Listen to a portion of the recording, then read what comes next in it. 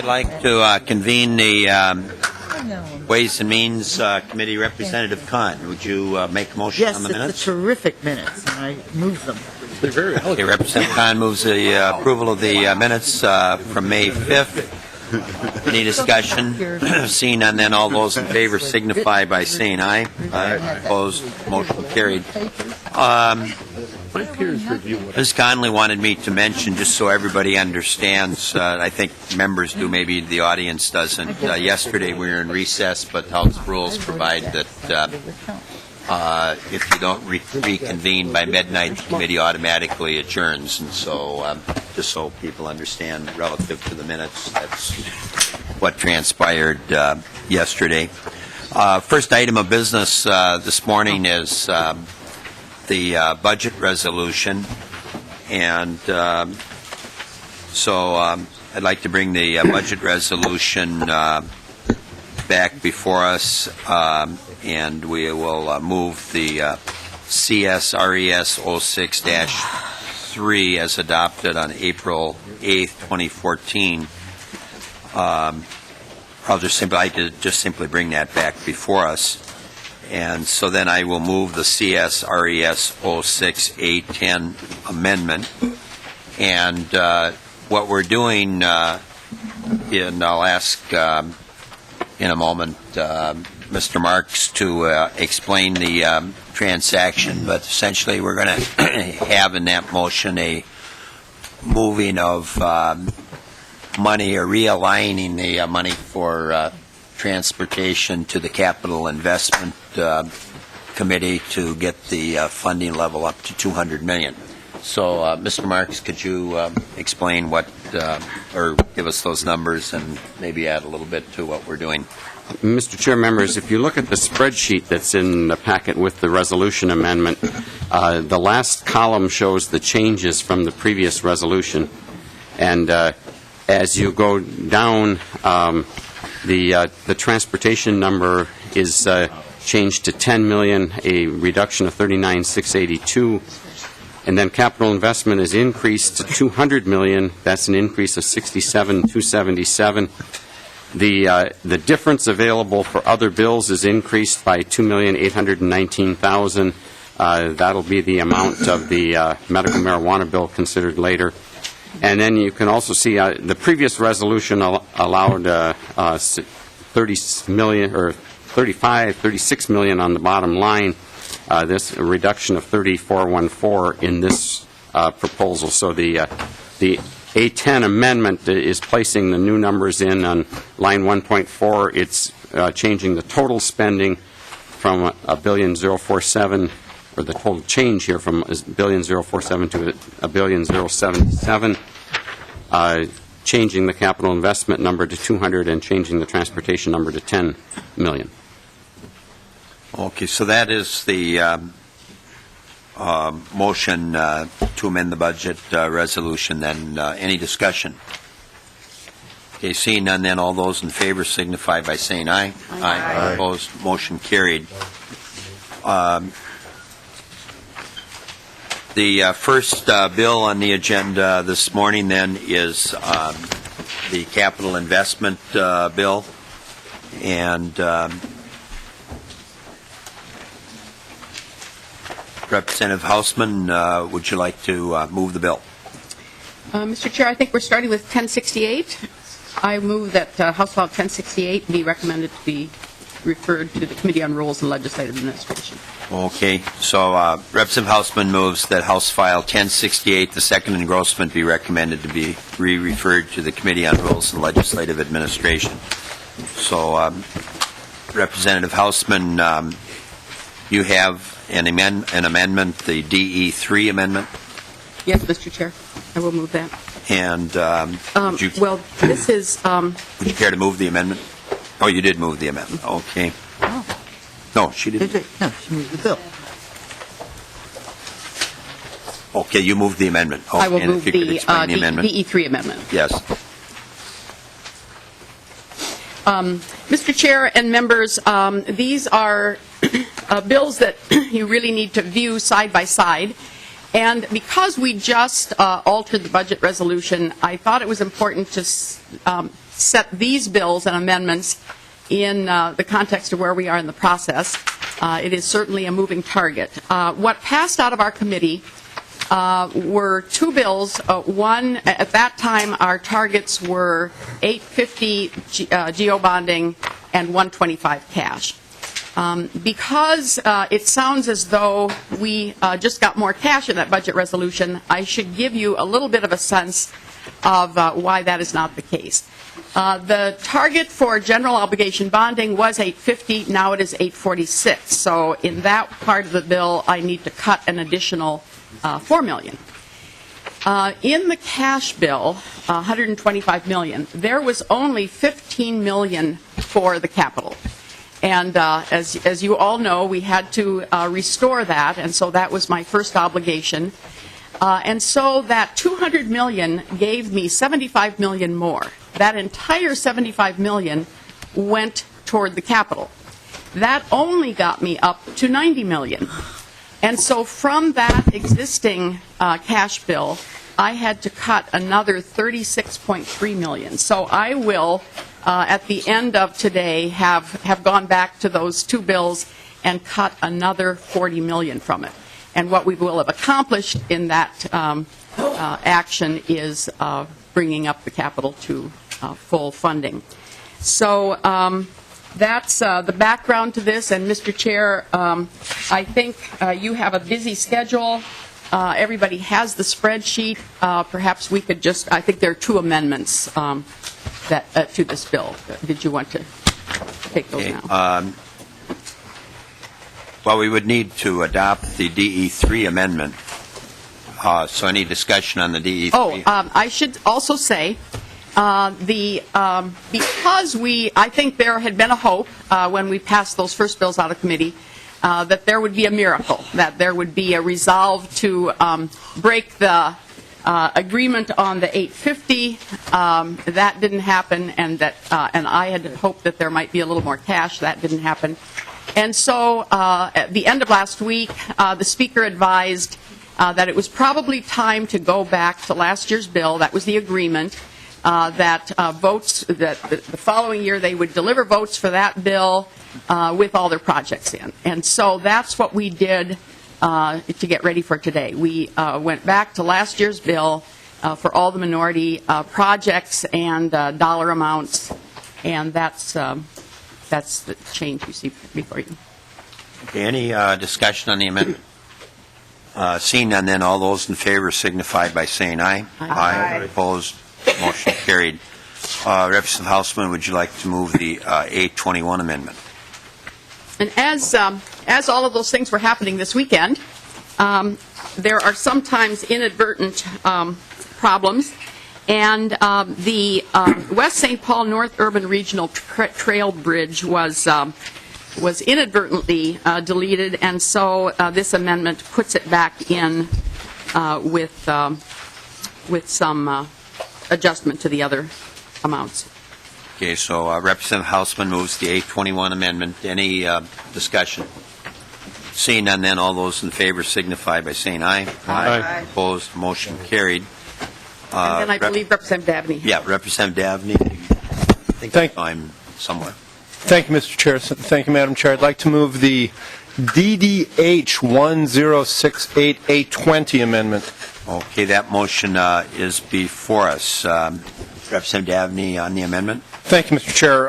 The A120 assigns $3 million in the cash portion to the YWCA of Minneapolis for rehabbing the child care program building there. I can speak more fully, but the amendment also does require that the YWCA be able to match the $3 million dollar for dollar before the monies would flow, and they have reported to me that they already have commitments for that money. This is a program that serves children across the region from Elk River to Stillwater and Shakopee to Egan, as well as doing curriculum development and training of child care workers across the state. I could speak more fully if members have questions. And, Mr. Jan- Chair, I strongly support that amendment. In the original bill, I had $10 million, which would still be my preferred amount, and I hope somehow that can still happen. And of that amount, $5 million was going to be designated for this project and $5 million for other additional. It is unique, as Representative Dabney describes it, because of its location and serving people all over. The thank you notes that I got, some came from Minneapolis, but they also came many from Edina and Plymouth and Woodbury and St. Paul. So it serves a broad group of people, and actually I think also has a great track record in developing young minds so that they are achievers when they reach school. I think the statistics are compelling about that, so I strongly support the amendment. Okay, and Representative Dean? Thank you, Mr. Chair. Representative Dabney, could you just talk just real quickly about where the money is coming from and where it's going within the amendment? Representative Dabney? Thank you, Mr. Chair. Representative Dean, this is in the cash portion of the capital investment proposal. It would go to rehab and remodel the building, both because of structural needs at this point, new roof, things like that, normal that you would expect, as well as remodeling the facility to better meet their curriculum needs. As Chair Hausman was kind enough to report, there is no achievement gap in the outcomes for the YWCA. In the program, they have 68% of the children are low income. 62% of those live in families below the federal poverty line, primarily single parents. 64% of them come out of single parent households. 59% of them are children of color, and an additional 22% are multiracial. And yet, 93% of those kids are ready for kindergarten on our ready for kindergarten assessments. So a population that is disproportionately low income and yet overachieves compared to the 60% state average on ready for kindergarten. The YWCA not only has this facility, which is its flagship and where it develops its curriculum, but has 6 other facilities around the metro area, and, as I indicated earlier, does curriculum development and training statewide in culturally competent curriculum for child care providers. So located in downtown Minneapolis, facilities across the metro area, and a statewide reach. And Mr. Chair, I Representative believe Hausman, Representative Dean might have been asking where in the bill the money comes from. And just to talk a little bit about that, the original bill had $10 million. The DE amendment lowered that to $5 million. Of that $10 million, $5 million had been designated for the Y project and $5 million for the remainder of the centers. Because we lowered that amount to $5 million in the DE amendment, what he's saying is of that $5 million, $3 million is designated for this project. Thank you, Madam Representative Dean. Is that? Yep. Okay. Any further discussion? Okay. Representative Dabney renews his motion on the H1068A20 amendment. Any further discussion? Seeing none, then all those in favor signify by saying aye. Aye. Opposed? No. Motion carried.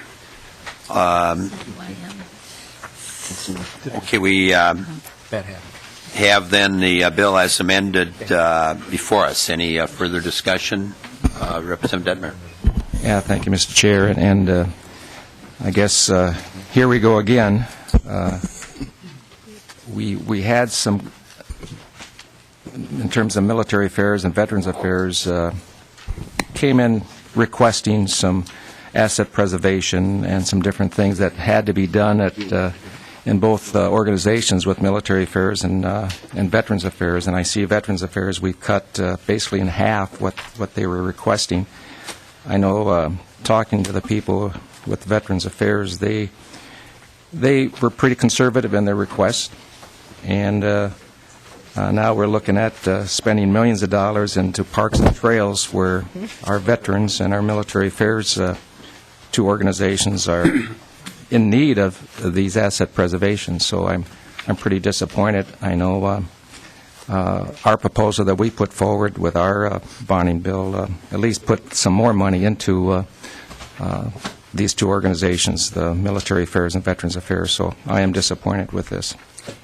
And, Mr. Chair, I believe he's speaking to the other bill that we haven't come to yet. This one, the only portion of this is, I think that must be the housing, that 250,000 housing. Well, Mr. Chair, I'm looking at the spreadsheet, so. So we'll, in the other bill, we'll be dealing with the Veterans Affairs. Okay, any further discussion, Representative Dean? Thank you, Mr. Chair. Representative Hausman, yesterday the governor had sent a letter to both, I believe, Senator Bach and Representative Thiessen with regards to his vision for both the cash and the geo-bonding portions of the bill. How do you see this kind of moving forward together? You kind of talk about it moving together, moving to the floor, working with the legislative leaders and the governor to trying to get a final package. Representative Hausman? Mr. Chair and Representative Dean, I hope that you and I are soon at a table with the governor or staff and the House and Senate together. You know, Governor, House, Senate, Republicans, Democrats, we're so close to the end that we really all need to be at a table very, very soon. And I hope you and I have a lot of work to do very quickly.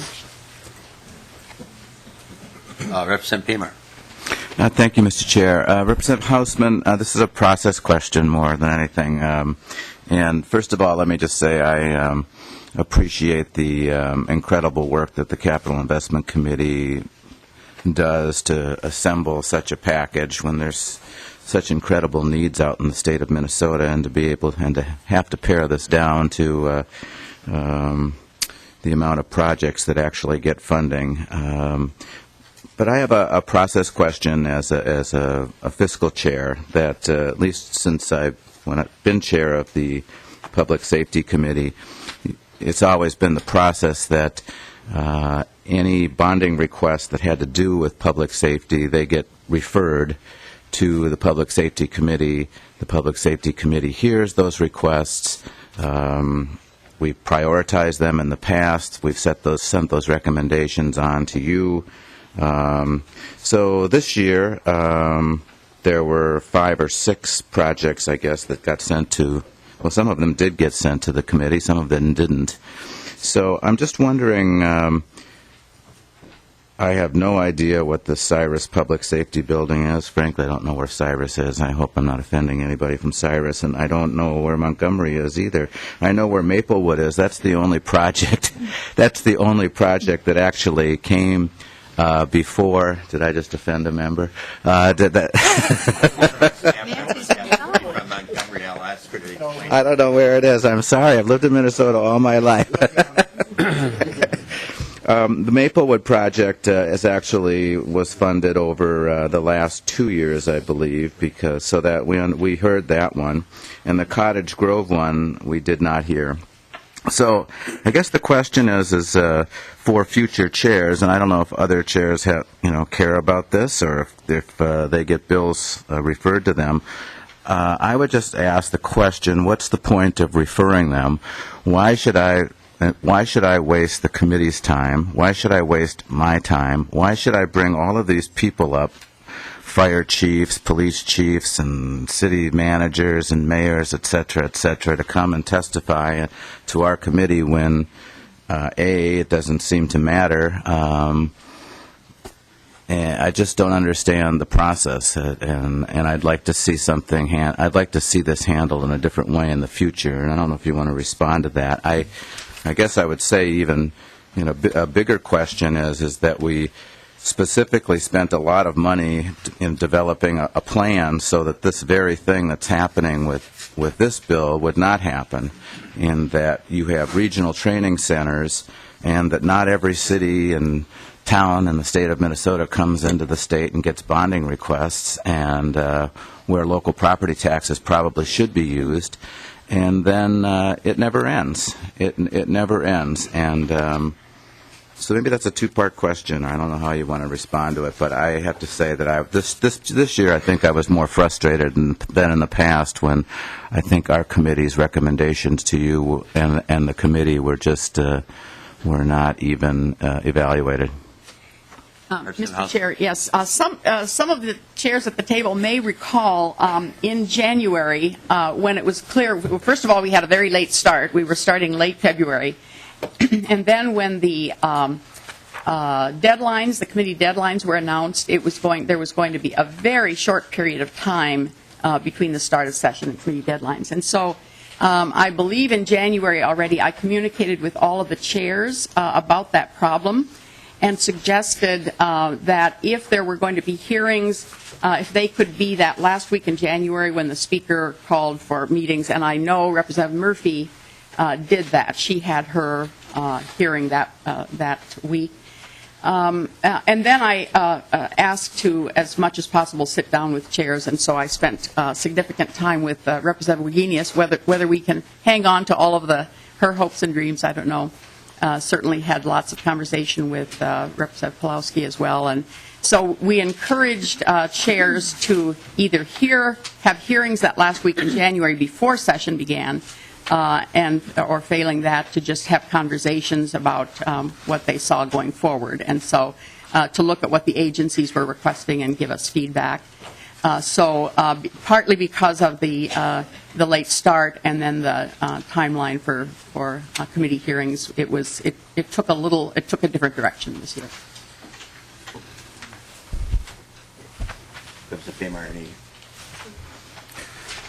I guess that was the explanation.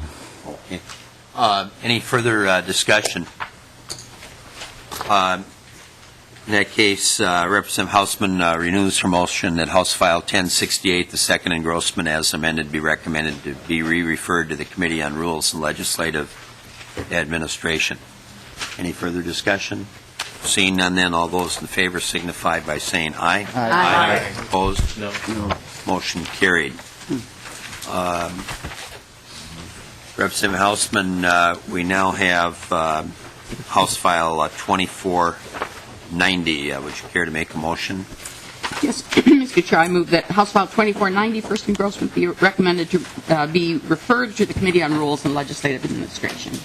Okay, the motion is before us, and I see you have a couple of amendments. I assume you want to take those. I will move the DE5 amendment, and to Representative Detmer's point, if you see this spreadsheet, and I'm assuming members all have this, what we first did was that column on the right, the cash, the general fund, and so you had specifically referenced the Veterans Affairs. We don't have any portion of the Veterans Affairs in cash, and so that's why you didn't see anything in that column. Now we're doing the DE5 amendment, and that is now before us. And so, Mr. Chair, again, just because you all have that spreadsheet, I think I won't even bother. We have a busy schedule ahead of us. We can. Okay. Any discussion then on the amendment? Representative Detmer. Yeah, Mr. Chair, and I was referring to the spreadsheet on the geo column. I know there was no cash for the veterans, but I was I did have my concern about the money that was originally there was around $4.2 million for the Veterans Affairs, and now we're down to 2.5, and we were originally at I think 4.2 for military affairs. Now we're down to 3.2. So that was my concern. And looking at other monies that are being spent in parks and so forth, I felt that money invested into our veterans facilities would be a good investment.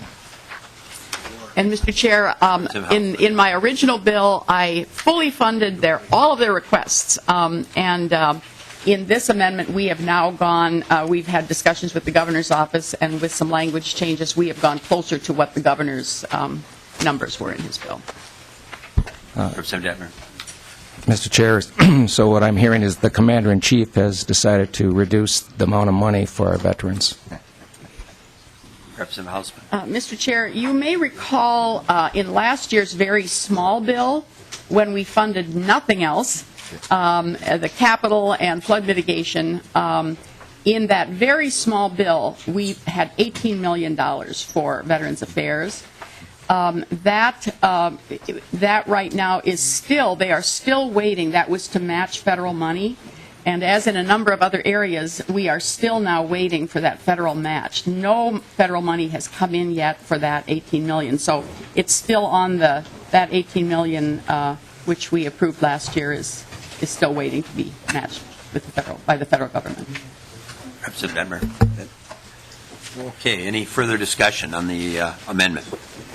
Seeing none, then all those in favor signify by saying aye. Aye. Aye. Opposed? Motion carried. Representative Hausman, the A22 amendment. Mr. Chair, there were two inadvertent omissions as we moved very quickly with a number of people making suggestions this weekend. And our bill funds a significant number of trails all around the state.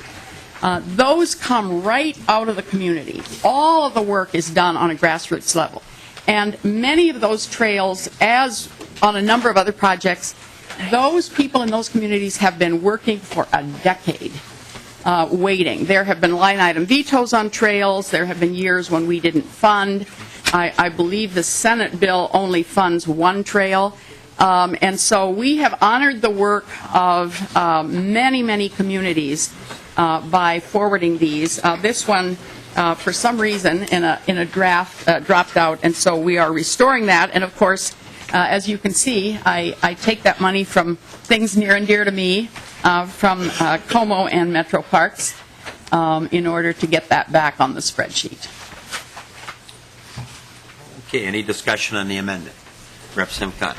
This is sort of related to, this is the A22 amendment. Yes. I noticed that we're paving approximately 28.5 miles of the loose line trail. There's one section of the loose line trail that is not paved, and that's the one closest to, it's the one where I've had one of my major bicycle accidents on because it wasn't paved. And could we have some explanation about why that's not getting paved? Maybe after we do this amendment? Representative Hausman.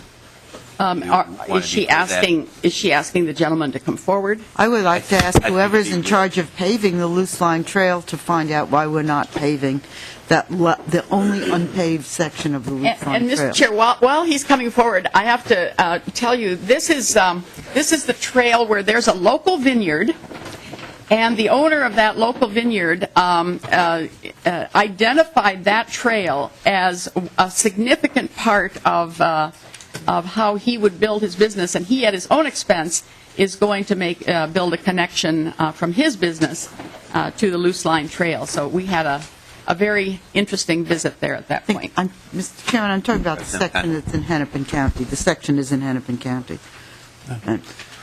Welcome, and if you could identify yourself. Yes, Mr. Chair, my name's Steve Cook, and I'm the mayor of Hutchinson. Been working with other communities in our county and with the help and partnership of the DNR to do this project. To answer Representative Kahn's question, as part of the Loose Line Trails Master Plan, the section of the trail east of this area that we're going to be paving has been identified as an area that would be crushed limestone. So it is following the master plan that was really worked on through community input and over the years. That said, we've had discussions with community leaders in that area, and they're watching our project. And their hope is that as this gets funded, that helps them raise awareness and start the communication of trying to pave sections to the east as well. So this is kind of leading the project. So I hope that helps.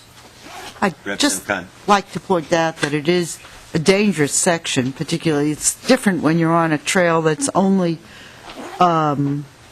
crushed limestone. You kind of know what kind of bike to take on it and how to ride on it. But you go from a place that starts out paved becomes crushed limestone and then becomes paved again, it's asking, I wish there were some. I can't believe I'm the only person who's had a bad accident on that section. I wish there was some statistics that would look at what's happening in that, but of this section of having an unpaved section in between two paved sections of what's supposed to be kind of a highway-type trail. Just comment. Mr. Chair, and Mr. Cook? and again, I appreciate that. The section we're trying to pave now isn't even the crushed limestone, it's just gravel, so it's even more dangerous and really underutilized because of that. When you see different trail maps, they don't even show the trail in this area being a bike trail anymore. So, and that's several different biking maps. So, again, it's a step forward in a lot of areas, and then hopefully leads to some of this other work as well. Okay, thank you. So, thanks. Any further discussion on the amendment? Seeing none, then all those in favor signify by saying aye. Aye. Opposed, motion carried. Representative Gunther, I have on my notes, it just says GOP amendment, but I am told that that's your amendment. Thank you, Mr. Chairman. In both cases, I plead guilty. In both cases, you plead guilty, I'm a okay. GOP, and I'm having the amendment. Yeah, I just was going by my notes. I had to ask who was moving the amendment, and Ms. Conley, who was from Montgomery, by the way. That's close. Many years ago, right? No, it can't be that many years ago. Representative Gunther. Mr. Chairman and members, this Amendment A14 is about the Lewis and Clark Joint Powers Board. In some parts of the state, we are short of good quality water. The water is so high in nitrates in this area that is bad for babies and young children. Representative Gunther, maybe we could back up a bit. We need to, one, have you move the amendment, and Ms. Conley reminds me that because this amendment came in late, it wasn't in the packet, so has it been distributed? It has been distributed, okay. So Representative Gunther... Mr. Chairman, I'd like to move the A14-1205 amendment. Okay, motion is before us, and has everybody found the amendment then? Okay, Representative Gunther. As I was saying, this area of the state has very poor quality water, very high in nitrates. It aborts animal fetuses. I think that's the way I put it. And it's very harmful for babies. It's very harmful for doing the normal things people do with fresh water. And we're very fortunate here in the cities, and even where I live, to have the Prairie du Chien Aquifer, which is very high-quality water. However, they don't have that benefit. They couldn't build another ethanol plant or anything else using a lot of water in Marshall because of these problems. And the governor, in his State of the State speech, very highly recommended this project. And we have to have a match for the federal government's input and their money. So we're asking for $69,180,000, and so we can construct a pipeline to deliver water just like they do in our cities, the farm places, so they can do the laundry and everything else that we do. So it's a definite You might want to hardship. speak into your mic, Representative Gunther. It's a definite hardship. Okay, motion is before us. Representative Hausman, advice? Yes, Mr. Chair, this cuts in its entirety the Bell Museum, Springbrook Nature Center, the Sculpture Garden, and Giants Ridge to fully fund Lewis and Clark. It is true, the governor strongly supports this amount, $69 million, but what he said is, if we have a $1.2 billion bonding bill, he fully supports this. Here's the history of this, and by the way, it is one of many water problems around the state right now, including in the East Metro, where some of you live and where some of you have worked very hard to resolve them. We have not resolved any of them, and at least in part, we have to look at infrastructure and also finally who pays, what's fair to everybody as we have these developing water problems. In the case of Lewis and Clark, this has been on our drawing board a very long time ago. I worked with previous legislators. They brought the first request to us. And our state's share was going to be $5.8 million, and then the federal government was going to do the rest. This is a multi-state project. We very quickly passed the state share a long time ago. And just as with the veterans, we have waited in vain for the federal government to do the rest of it. So what we're being asked to do now is fund the federal government's portion. We did the state's portion a very long time ago. That is unfortunately in transportation, in Veterans Affairs, in water, whatever. We have done a valiant effort in the state, but the federal government share has not been forthcoming. But let me say just a word about a couple of the projects being removed, because they've been around for a decade as well.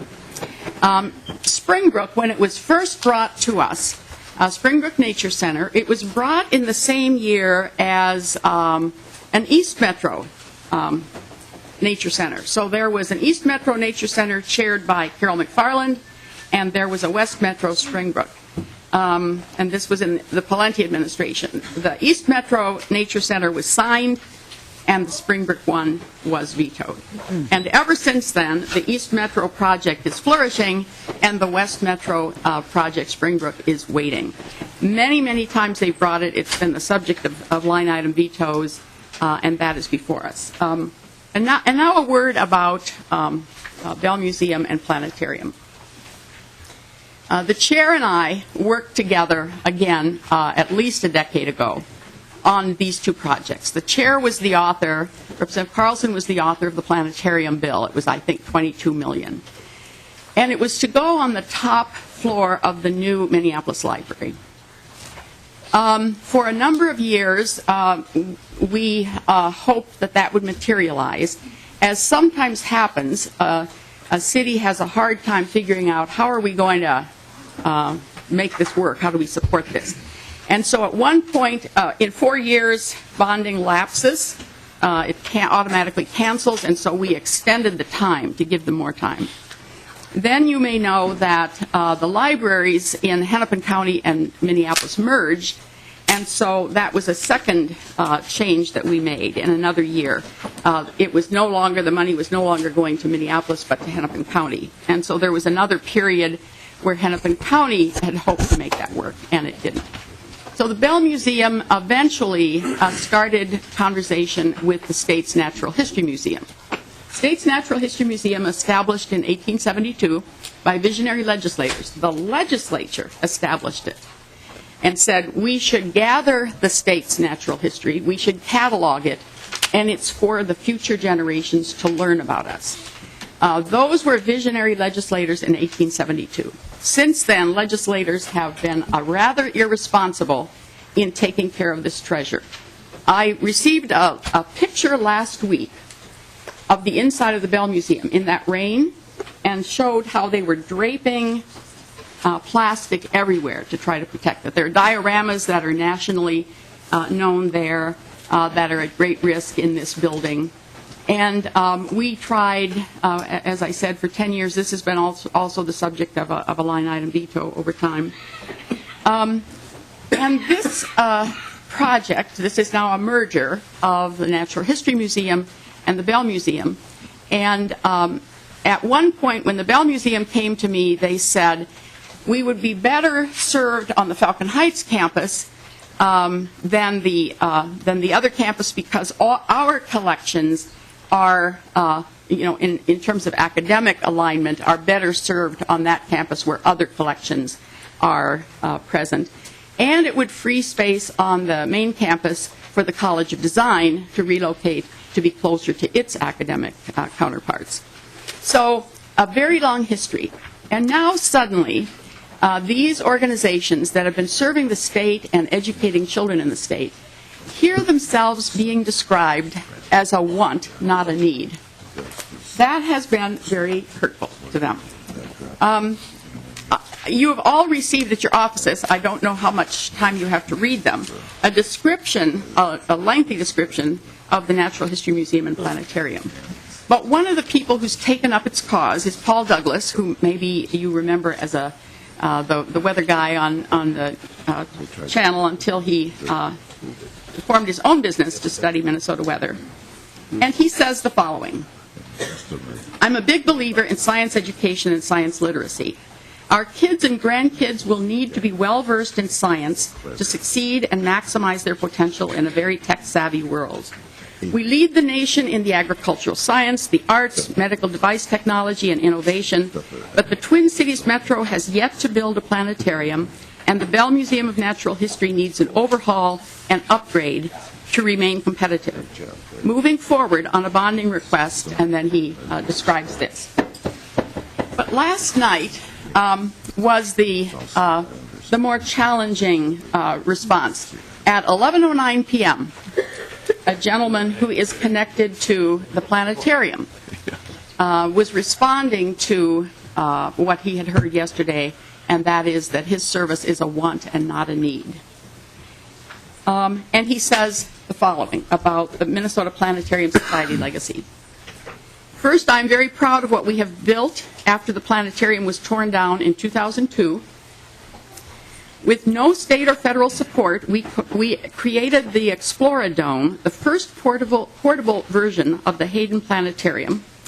We developed an inquiry style of interactive teaching and learning with large data, which continues to be copied by others around the world.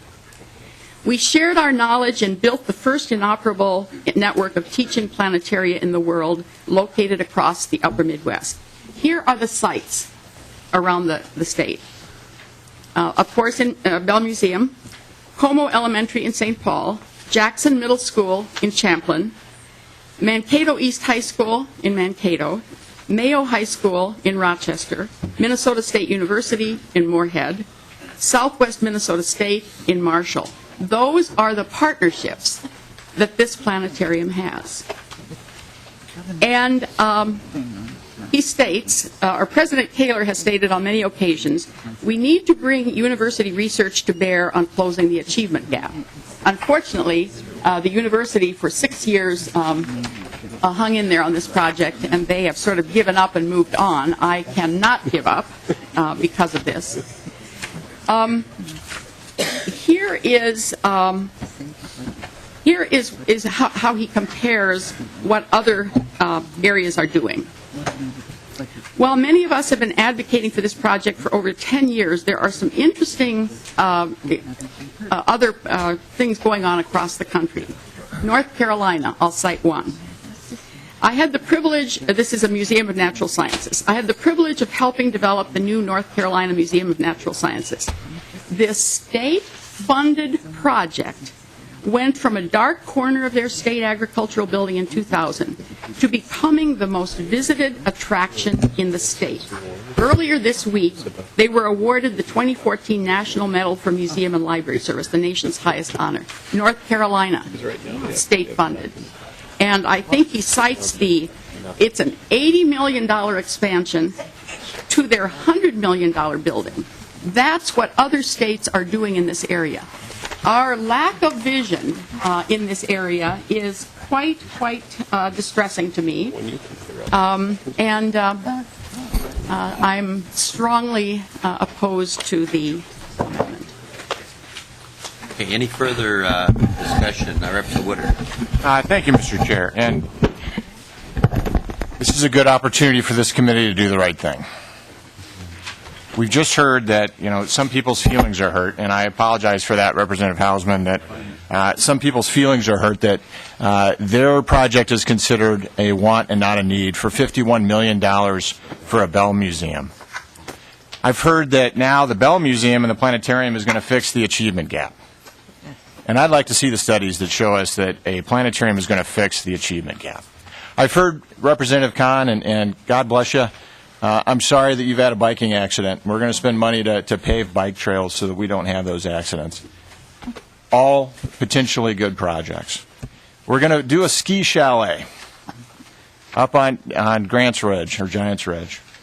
We're going to do a lot of things in this bill, but the one thing we're not going to do if we don't pass this amendment is get water to people who desperately need it.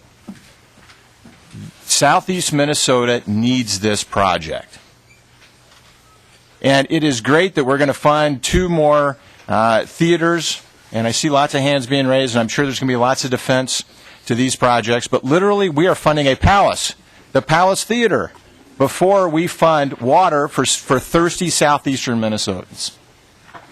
And I hope that if this amendment does not pass, that we will in the next few days figure this out. This is a matter of priorities. And members, lots of good projects. Everybody wants their own little thing done.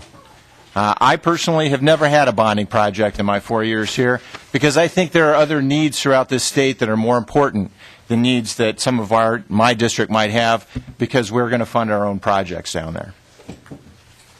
And I appreciate the fact that there are some areas of this state that does need bonding. And I would support a bonding bill that actually did the things that the rest of the state really needs, including Minneapolis and St. Paul. We are literally funding drainage projects for a sculpture garden before we give water to thirsty southeastern Minnesotans. We need to take a good hard look at this one. And I hope that you will really hear what's happening down there. And the fact is, this area of the state needs this project. And while Minneapolis may need a drainage project for its sculpture garden, I would argue that the need of thirsty southeastern Minnesotans greatly outweighs a drainage project for sculptures. So please take it. Look at this. Dig deep into your hearts and really think through this.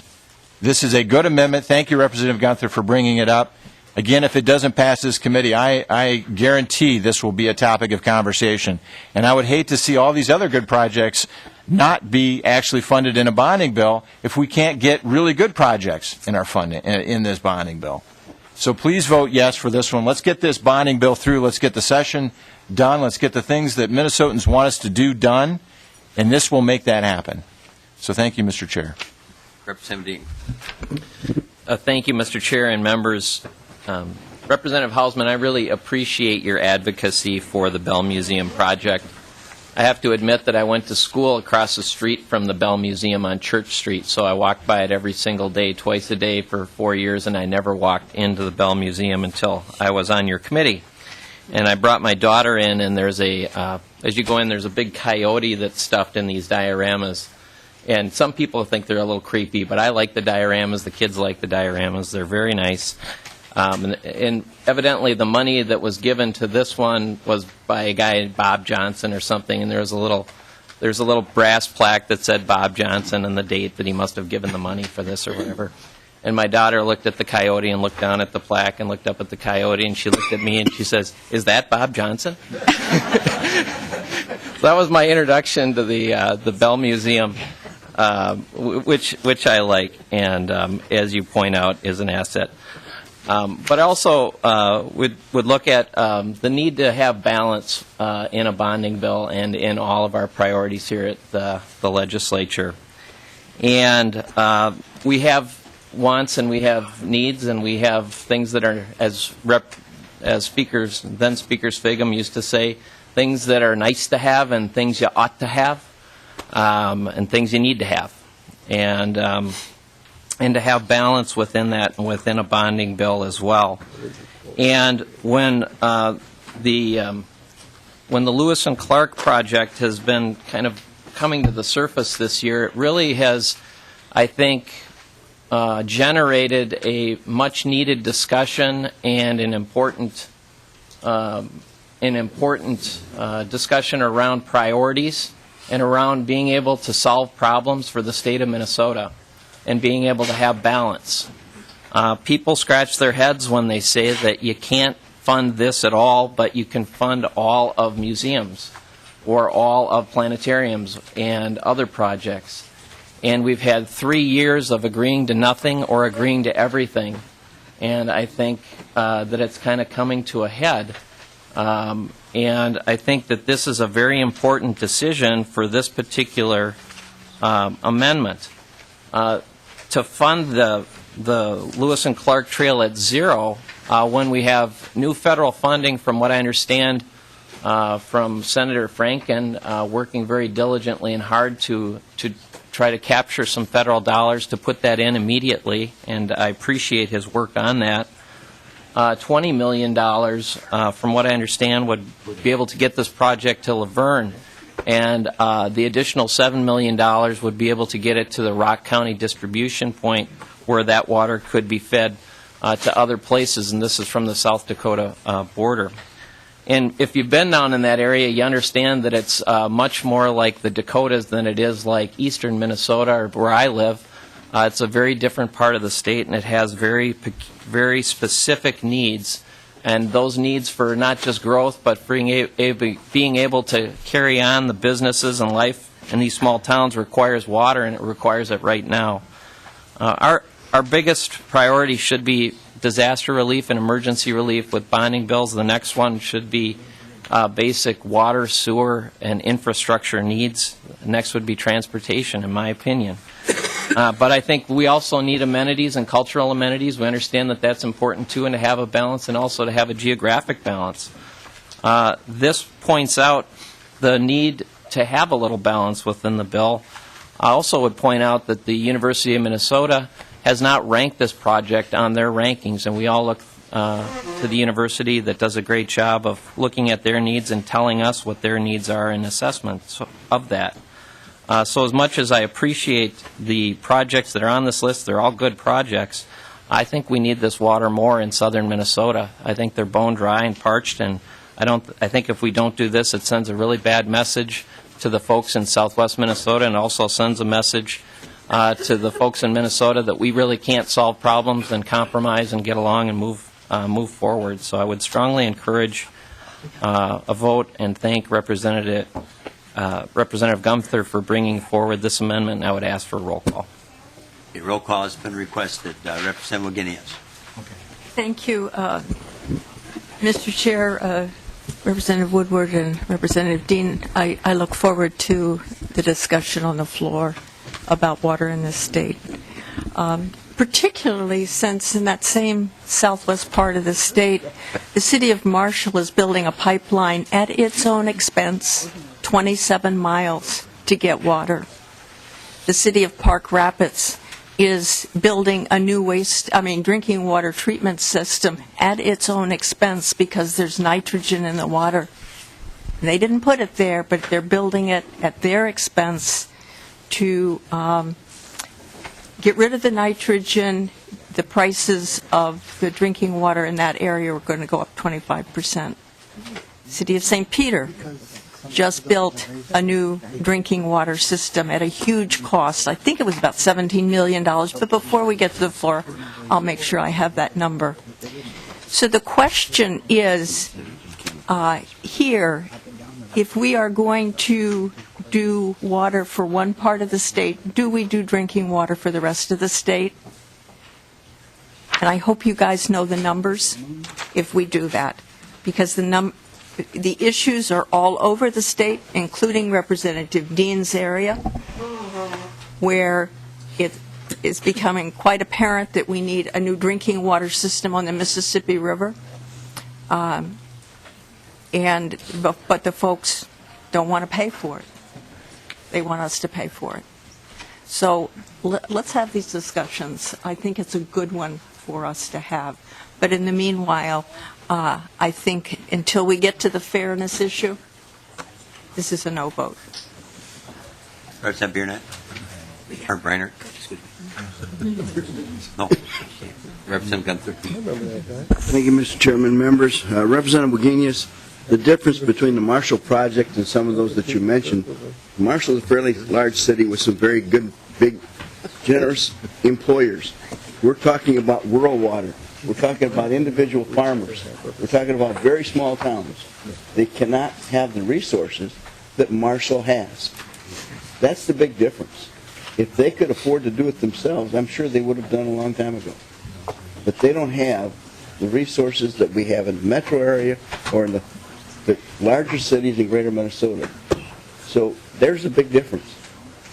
They can't afford it. They have to have water. We have 2 other water projects, rural water projects in Minnesota. And I know St. James, the community I used to have in my district, is putting in 5 million gallons a day into the Red Rock water. So it's a concerted effort from all southern Minnesota. But we need to have water for people to live, and they don't have the resources that Marshall has. Any, Representative Hausman? Yes, Mr. Chair, just a final note. First of all, I should say we probably, a number of us probably have the stories of children and grandchildren in the Bell Museum. Mine is that I signed my 7-year-old grandson up for a Bell camp last summer, and he's fairly practiced in a broad range. He pronounced it the best camp he'd ever been to, and so I signed him up for 2 this year. So. I want to just put this in the context of our discussion this year. Really, members, this shouldn't be an either-or. This shouldn't be an either-or. We should be able to do water projects and disaster relief and roads and bridges and arts and culture and museums and trails. And here is why. I contend that if we talk about infrastructure as though it is only disaster relief and roads and bridges, we have a narrow view of what creates a healthy state. What I didn't bring today is all of the information I brought last year and read to everybody about the economic impact of all of these things that we sometimes describe as wants, not needs, sometimes as unnecessary amenities. Even in greater Minnesota towns, they are reshaping their economy. As they move away from the family farm, which used to shape those small towns, as they move away from Main Street businesses because they're displaced by big box stores, all of those cities, everywhere across the state, are rethinking how do they build a healthy economy? How do they keep people there? How do they draw people there? And there, as in the metro area, they're reshaping it around arts and culture, parks and trails, museums. The statistics about the economic impact of all of those things is substantial. Just in arts and culture, a few years ago, I used the term $1 billion a year contribution. So whether you're in Chatfield or Grand Rapids or St. Paul, that commitment to arts and culture, museums, all of those things that we want to dismiss as unnecessary, as nice to have become part of who we are, part of what draws Fortune 500 companies here to the quality of life in the state. So it is not an either-or. We should, in this state, be able to do both, but for whatever reason, we are thinking small when it comes to infrastructure. So, members, I would encourage a no vote on this. You know, just a comment. I happen to serve on the Capital Investment Committee, and we spent literally 20 days, if I recall correctly, on the road looking at the infrastructure needs across the state of Minnesota. And I think what we're seeing with this amendment, with Representative Detmer's comments earlier about a greater need, is that, you know, the reality, we need 81 votes, and the other reality is that there are those in the legislature that will not vote for a bonding bill that goes above $846 million. Even though if you follow what's being said across the state of Minnesota and the media and everything, they're saying this is a target of opportunity that we're missing. Interest rates are very low. And this whole discussion, I think, has been healthy in the sense that it does show that that constraint that many of us are concerned about, but we have to live with because of the need for 81 votes, is going to leave us lacking in terms of what many of the needs are. Now, we can debate specific projects, but I think personally the bottom line is the problem with an 846 number. We had, I think, about $2.7 billion in requests when we went across the state. Not saying that under any circumstance we could meet the $2.7 billion, but this would be a target of opportunity that we're missing to at least move more in the direction of supporting the state's infrastructure a little bit better than what those constraints that we've been having to live under because of the need for the 81 votes and the reluctance on the part of some to go above 846. But with that, Mr. Chairman, Representative Khan. as we have this conversation, I think we should never stop, not mention that by not passing a bonding bill last year, we lost $50 million because the interest rates were at a historic low. Then they were only destined to go higher, which they did, and they're now destined to go even higher if we miss this bonding year. And that $50 million would have covered, well, the Bell Museum and I guess a good part of the Lewis and Clark project. Because the interest rates were lower. They're a little higher this year. They're still low. They'll probably be higher again next year, and you make a very good point, Representative Khan. Okay, with that, roll call has been requested. Clerk will take the roll. Carlson? No. Abler? Yes. Anderson? No. Or yes. Anzel? No. Atkins? Beard? Aye. Reinhardt? No. Clark? No. Davis excused, Davany excused, Dean? Yep. Detmer? Yes. Gunther? Yes. Hackbarth? Yes. Hausman? No. Hillstrom? No. Goldberg excused, Hornstein? No. Huntley? No. Khan? No. Lancheski excused, Loon? Yes. Mahoney? No. Mariani? No. Marquardt? No. McNamara? Yes. Mullery? No. Nornis? Yes. Pamar? No. Pulowski? No. Poppy? No. Simon? No. Wagenius? No. Woodard? Yes.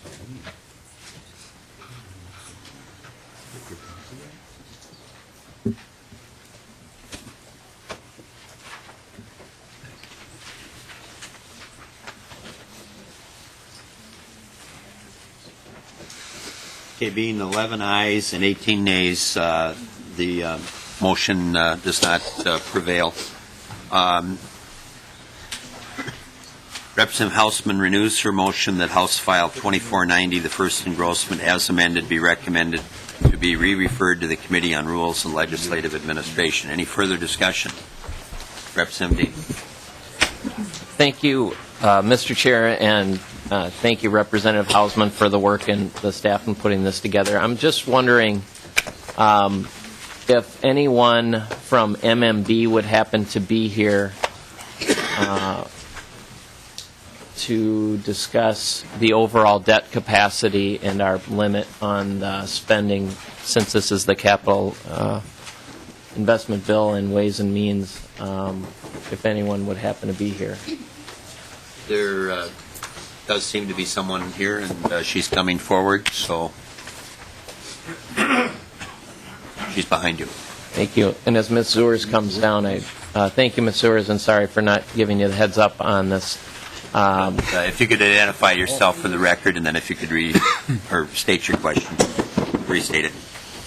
Mr. Chair and members, Corinne Zewers from Minnesota Management and Budget. Thank you, Representative Dean. Thank you, Mr. Chair and Ms. Zures.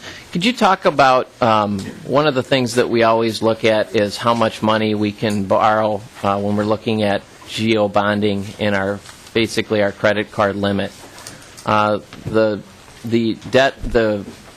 debt capacity limit by our new guidelines in Guideline 1 is 3.25% of income within the state as the amount of money that we should borrow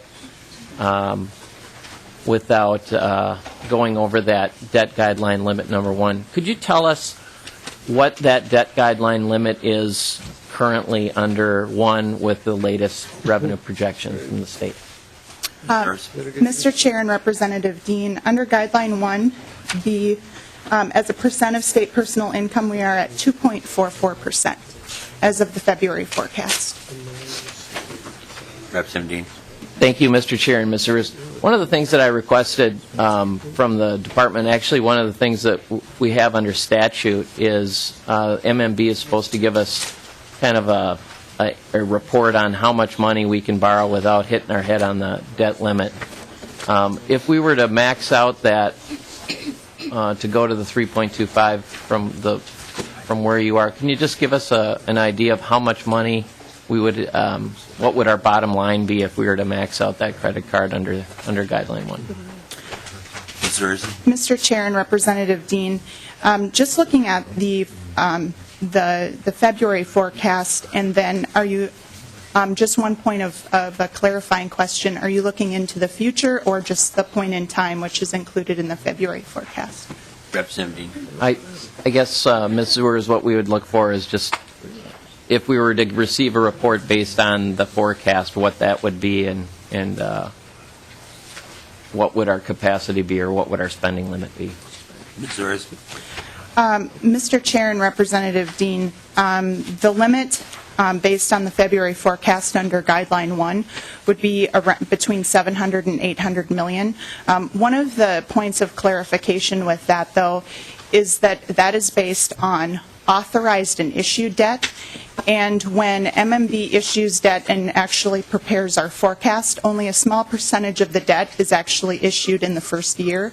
So that guideline does not indicate that only a $700 to $800 million bill could be passed this year if you were staying within the guidelines, but rather that that's the amount of debt that we could actually sell, the amount of bonds that we could sell. When looking out into the future and actually projecting, and some of our, I would say that these are very long-term projections, they are, we're looking at about $1.3 billion in bonds.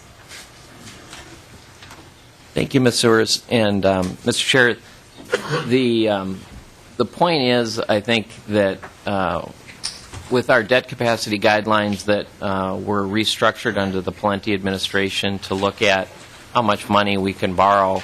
Currently, if we had our credit card statement, it would say that we're spending too much money within the current amount of money at 850 is over our debt limit. We can kind of look at that and say spread it out over time and based on current projections. But I think that that's an important point to be made because it's always an important thing that we look at in terms of what our debt capacity is and trying to limit the amount of money that we're borrowing. So you say, well, why is it important to stay within the agreement? Number one, I think when people shake hands around here and make an agreement, that should be honored, that it shouldn't be rescinded. If you make an agreement on Monday, on Tuesday, I think that agreement should hold, that's how this the institution needs to work, and I think Minnesotans expect us to be able to make agreements and move forward. And number two, I think we ought to be able to live within a budget, particularly if it's a budget that we have agreed upon as a borrowing limit of 3.25% of assets. We look at our forecast. We use forecasts to set our budgets in all of our agencies and in all of our committees.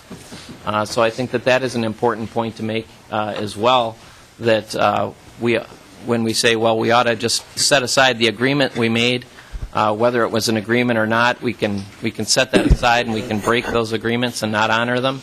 And if we do have a limit that that we've imposed upon ourselves, if not by the bonding agencies, of a cap of 3.25%, we ought to not just disregard that as well. So I want to make those 2 points as we move forward. But also, I think this is a case where the bill is heading to the floor through rules, and we obviously would like this to pass. We need this to pass very quickly. I would like this to get something that could get broad support, not just 8 Republicans, but indeed many Republicans to vote for it. I think that that's part of our job, but we see kind of the bill and the Democrats going in one direction and kind of reality kind of going in another direction. And I think that's a problem as we're heading to the floor. To get this done, we have very little time on our hands, but I just want to pledge our support for the committee's work and also extend the offer, a sincere offer to negotiate and to try to come to something that is not everything or nothing, but something for everyone in the state of Minnesota in very short order. So I just want to put that on the record, as well as thank Chair Hausman and all of the committee staff and the people on the Capital Investment Committee that put in a lot of time, including you, Mr. Chair, who had perfect attendance on all of the trips and very punctual. Probably why I was number one in the newspaper for per diem reimbursement, but way behind the Senate. Just a quick comment, because I was the one that brought up that there were members of the legislature. I didn't identify what members, but that we are working within that constraint, that 846. That's what the billion or the bill is about. But that doesn't mean that you can't have a reasonable discussion about how that is not meeting the needs, unfortunately. But I would point out that there is a difference, as was pointed out by Ms. Urs from MMB, between what is authorized in a given bill and what is actually issued. I've had the opportunity with Representative Hausman and others. We've sat in on the sales of the bonds and so on, and all of that is carefully staged by MMB. So when we pass a bill authorizing a certain level, you really have to have that discussion then about the future and when those bonds would actually be issued as various construction projects go online. And that's monitored very carefully. So, yes, you could argue, and this is sometimes the difficulty with numbers, that, as was pointed out, it would be 700 or 800 million. But if you talk about the future and the staging of those sales and so on, then the number that was used was 1.3 billion. There have been some discussions of 1.2, which would still be below that. And they've only been discussions in terms of when we talked about in Representative Hausman's committee what the requests are and what the needs of the infrastructure are across the state of Minnesota. But I've said enough at this point. Representative Hausman. Yes, thank you, Mr. Chair. I think it is important to say for the public record that the language we use is important. And when we use phrases like max out our credit card or talk about debt limit or cap, it suggests a tighter constraint than it is in reality.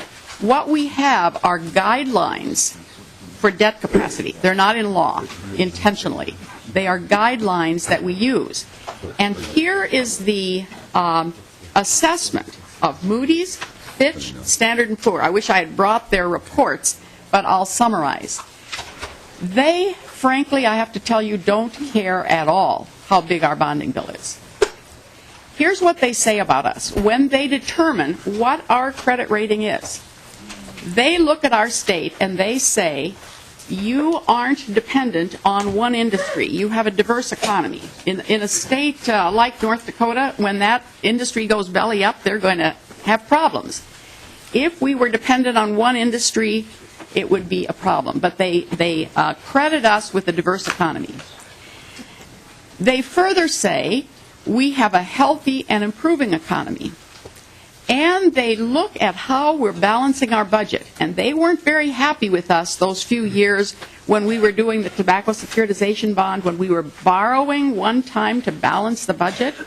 That they didn't like. They didn't like when we shifted. They didn't like that, and they made mention of it.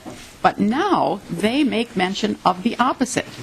That we are honestly balancing our budget, we're repaying our shifts. They say that in their reports, that we have turned around these bad habits. And then they point out we're also restoring a cash reserve. Between cash flow and cash reserve, we now have over $1 billion, and that's going to continue.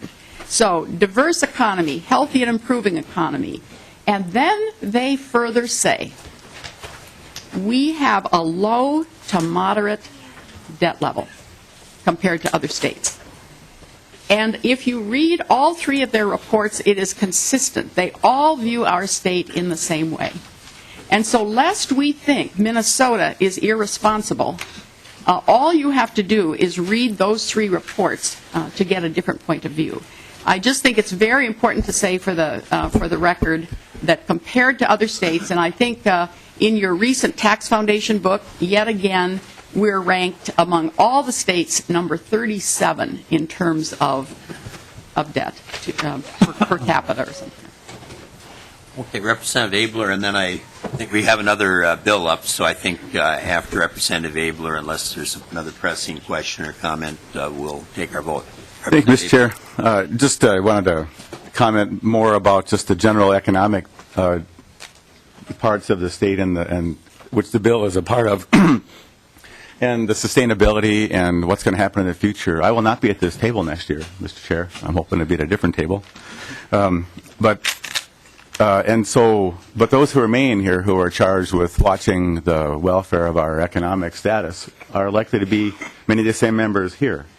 And you got to be prudent as you go forward. And so as we looked at the $6 billion deficit that occurred in 2011, which was from a lot of reasons, and how we got out of that, and some of the things that were put into place have been actually a little unrolled. Some of the health care spending that's occurred in this biennium have been largely very, very much increases in terms of relying on the federal government to come through with borrowed money. The tails are in excess of $5 billion a biennium, which is higher than ever before. The previous record was $3 billion all funds in a biennium, and under our time it was $1 billion, and it was lean times, but we managed, we economized, we reformed. And simply just adding money that you hope you can have in the future is risky. And so one good thing about the crisis of 2011 was that we provoked a lot of reform. And Minnesota's healthcare system got even better. And it got more lean, it got more focused. Some services, in fact, improved to the clients who were dependent upon our care as we moved people into better settings and did a lot of work about that. That has not continued in this biennium, Mr. Chair. And instead we spent some money in health care and we expanded Medicaid, a system that's barely tenable. But we're on the hook for that. And the state share of that part of the budget is going to be increasing over time. And it's a burden you'll have to bear in Minnesota. And I wanted to caution you that the last 2 months of economic forecast receipts were below projection. And so if you spend everything, lucky you're putting some into the reserve, but if you spend everything, you put yourself at risk for being able to sustain the very programs you care so much about. And Chair Hausman, you've got a heart of gold, and I appreciate the arts, and I appreciate the safety features. I appreciate water in the rural parts of the state, which have no greater Minnesota, which have no means to bear their own. And you have a very difficult job. But to the members, if you add up the 2 parts, it's $1.046 billion, which is a fair amount of money. And there's a lot of needs. When we were in our human service world, we had to make some hard choices, very hard choices, about what to buy, what not to buy, who to serve, and how to serve them better. But I just want to caution you, Mr. Chair, and the members, as we go forward, we should be celebrating the fact that we have $1 billion to spend on some very worthy projects. There's competition. Certainly there's a process to go forward where both policy and politics will reign. But at the end, the people in Minnesota count on us to make sure these things can be paid for. And they don't want a deficit time again. And it was the opinion of the majority that if we raise taxes a couple $1 billion on individuals and businesses and families, that would be a way to buy our way out of this. Some of us were concerned about that, and we're fearful of the elasticity that would be provoked, where there would be actually less activities going forward. We heard from the revenue people that they did not, and the budget folks, that they didn't have a lot of factoring in that elasticity as we talked about the budget forecast. And so I'm just cautioning you as a departing member that the very number you have at your hands may be even untenable. And so you don't want to overspend your budget. You don't want to have to go back to your credit cards. You don't want to be maxing everything out to the highest amount possible, but you want to be frugal and reasonable. And in the areas you think are so important, if you apply the metrics that I used in the human service world of essential, important, and nice, That still leaves room for the arts, that still leaves room for the water, still leaves room for some amenities that make a Minnesota great. You have to draw a business, but you got to be prudent about this. And so I just wanted to tell you that, because I think in the context of we can't go to the $1.2 billion or something, you think, oh, then all is lost.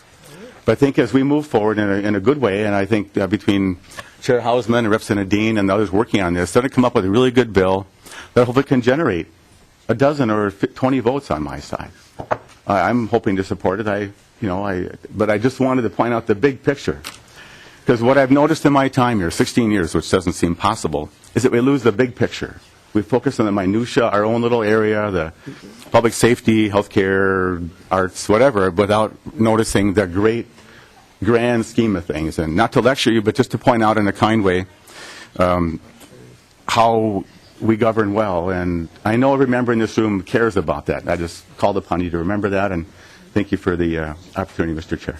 And Representative Abel, I don't view it as lecturing. I don't view any of the discussion as lecturing. I think it was a healthy discussion, is the way I would. Thank you, Mr. Chair. I would put it in from folks on both sides of the aisle. Representative Hausman, a concluding comment, and then we'll vote, or you're all set? Okay, Representative Hausman renews her motion that House File 2490, the first engrossment as amended, be recommended to be re-referred to the Committee on Rules and Legislative Administration. Any further discussion? Seeing none, then all those in favor signify by saying aye. Aye. Opposed? No. Motion carried. Thank you. Thank you, Representative Hausman, and not for just this morning, but when we referenced those 20 days on the road, all of your hard work that's gone into the bill. Thank you, members. We now will move to the next bill on the agenda. Maybe we'll wait a quick second for the room to clear. That was longer than I thought. I came back. I thought, oh, I really don't speak in medical marijuana. Maybe I missed the vote. And I walk up, are they standing up? With a joint in it. Certain bike trails No. are very dangerous. Excuse me? Certain bike trails are very dangerous. Get hurt. I didn't hear that. Well, it's still Get hurt. We're dealing with snowmobiles. They can be dangerous.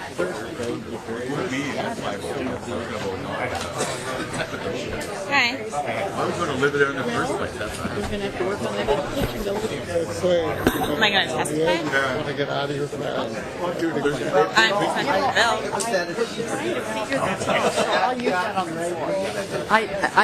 What is this?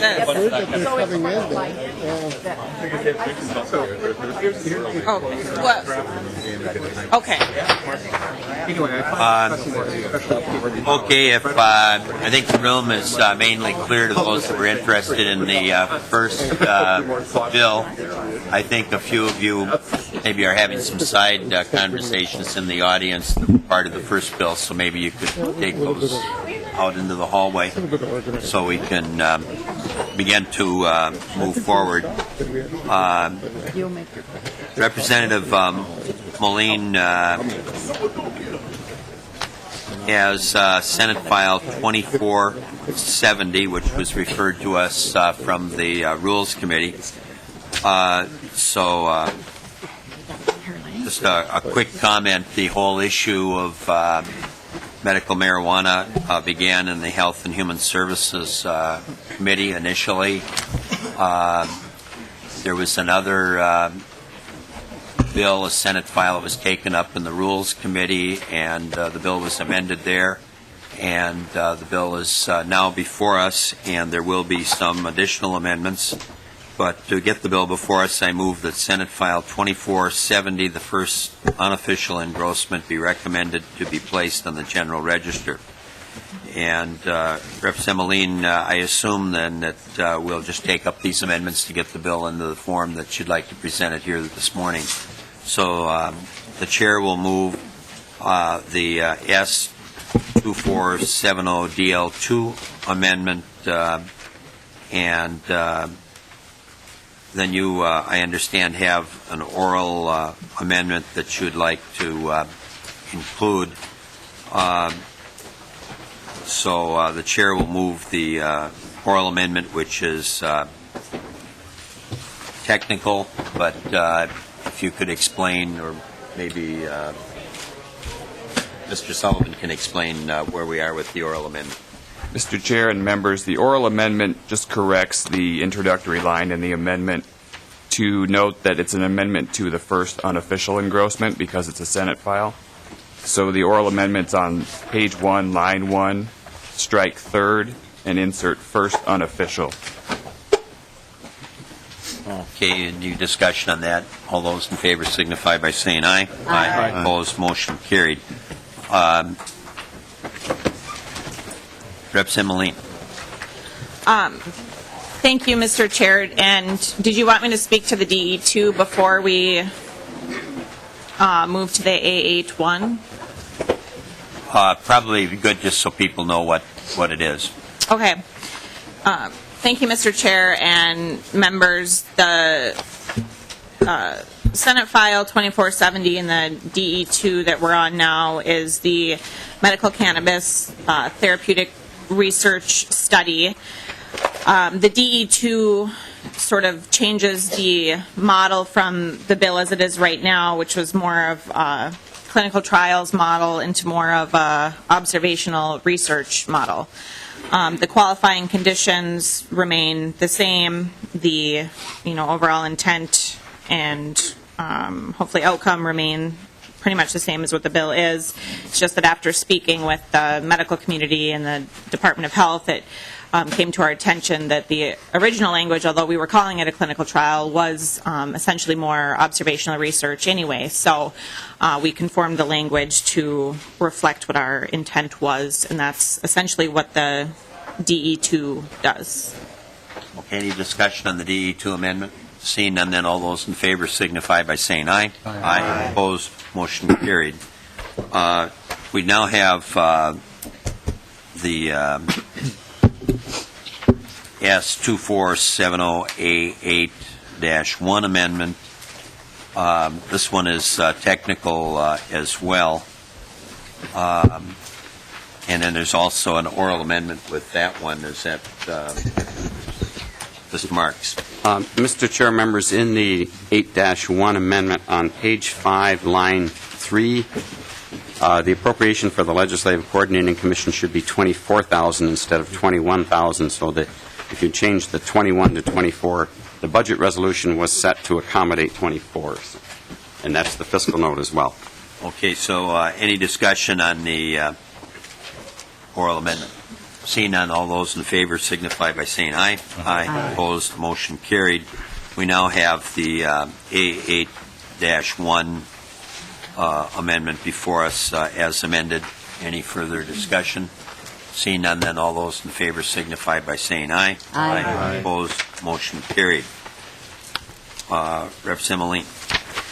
Thank you, Mr. Chair and members. And the A8 amendment that we just adopted is primarily technical. There were a couple of more substantive measures in there. One of them being on page 3, line 24, where we require that the manufacturers who apply to be registered with the Department of Health pay a registration fee of $20,000 in order to submit their application. Manufacturers aren't chosen, have that $19,000 refunded by the department, but we did insert an application fee for manufacturers. On page 4, line 29, we provided language so that if the Department of Health needs more time to meet some of the deadlines in the bill, that they're able to submit that request to the task force that I'll get to. And that task force shall allow them more time in order to comply with the legislation. And the line 2.8 on the A81 amendment clarifies that the manufacturer needs to have a licensed pharmacist, at least one licensed pharmacist, employed there to determine dosages for patients. and line 2.22 on the amendment allows delivery fees to be assessed for patients who are unable to pick up the medication for themselves. Line 4.8 on the amendment clarifies some language that Mr. Marks was just talking about regarding the expenses provided for the task force. So other than those changes in the 8.1 amendment, they were primarily technical changes. But we're here to talk about the fiscal cost of the bill that you have in front of you. And if you'll take a look at the fiscal note, it's primarily regarding the cost that the Department of Health will incur. So the way that the bill is set up is a patient registry model. So patients, practitioners, certify that they have a qualifying medical condition and that they therefore qualify for a patient registry to have access to medical cannabis. The qualifying medical conditions in the bill means a diagnosis of cancer, glaucoma, HIV or AIDS, Tourette's, ALS, seizures, including those with the characteristic of epilepsy, severe and persistent muscle spasms such as MS, Crohn's disease, or any other medical condition or its treatment approved by the commissioner. And if a patient has one of those qualifying conditions, they are able to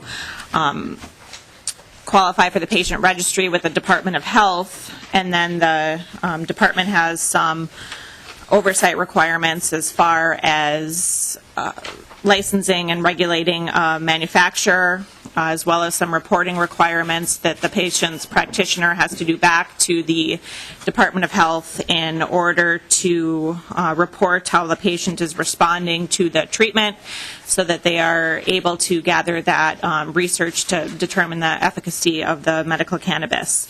And because of those costs, the department is estimating the need for 9.5 FTEs, which are found on page 8 of the fiscal note. And it also clarifies what FTEs they would need in order to administer this program. So those are primarily the costs associated with the bill. There's also a patient registry fee of $200 annually, but if a patient qualifies for disability or Minnesota Care or MA, then their patient fee is $50. And then again, the application fee for the manufacturer. So I'd be happy to answer any questions on the fiscal note, or if Mr. Marks wants to add anything. Okay, I think you covered that well. Any discussion on the bill? Representative Abler. Mr. Chair, I have a fair number of questions. And just, maybe I'll ask a couple, and then I'll ask the Department of Health to come down after other people have had questions. So that might be a good way to respect the time. So just to the bill as it's, did we adopt the amendment? So we're all, is the bill in, okay. Representative Melin, I appreciate what you've done on this project, and I did not support the earlier version, and with concerns about gateway and all that, and the effect on the youth and chemical dependency. And I appreciate that you've been able to do some pretty good gymnastics on this, and to focus on some of the most compelling needs of some of the most just heartrending cases, and where there's some good help available to some of these families. I do have some questions specifically on line 1.22 of your delete all, and 2.33. It uses the phrase "any other." Could you please expand on the author's intent on any other and why you need that? Thank you, Mr. Chair and Representative Abler. We provided that language where the commissioner can't, as you can see, can't approve the smoking of marijuana, but they can approve another method. And I think that, is trying to get at the point where technology is always changing. We come out with things like the patch where medication can be distributed to a patient that way.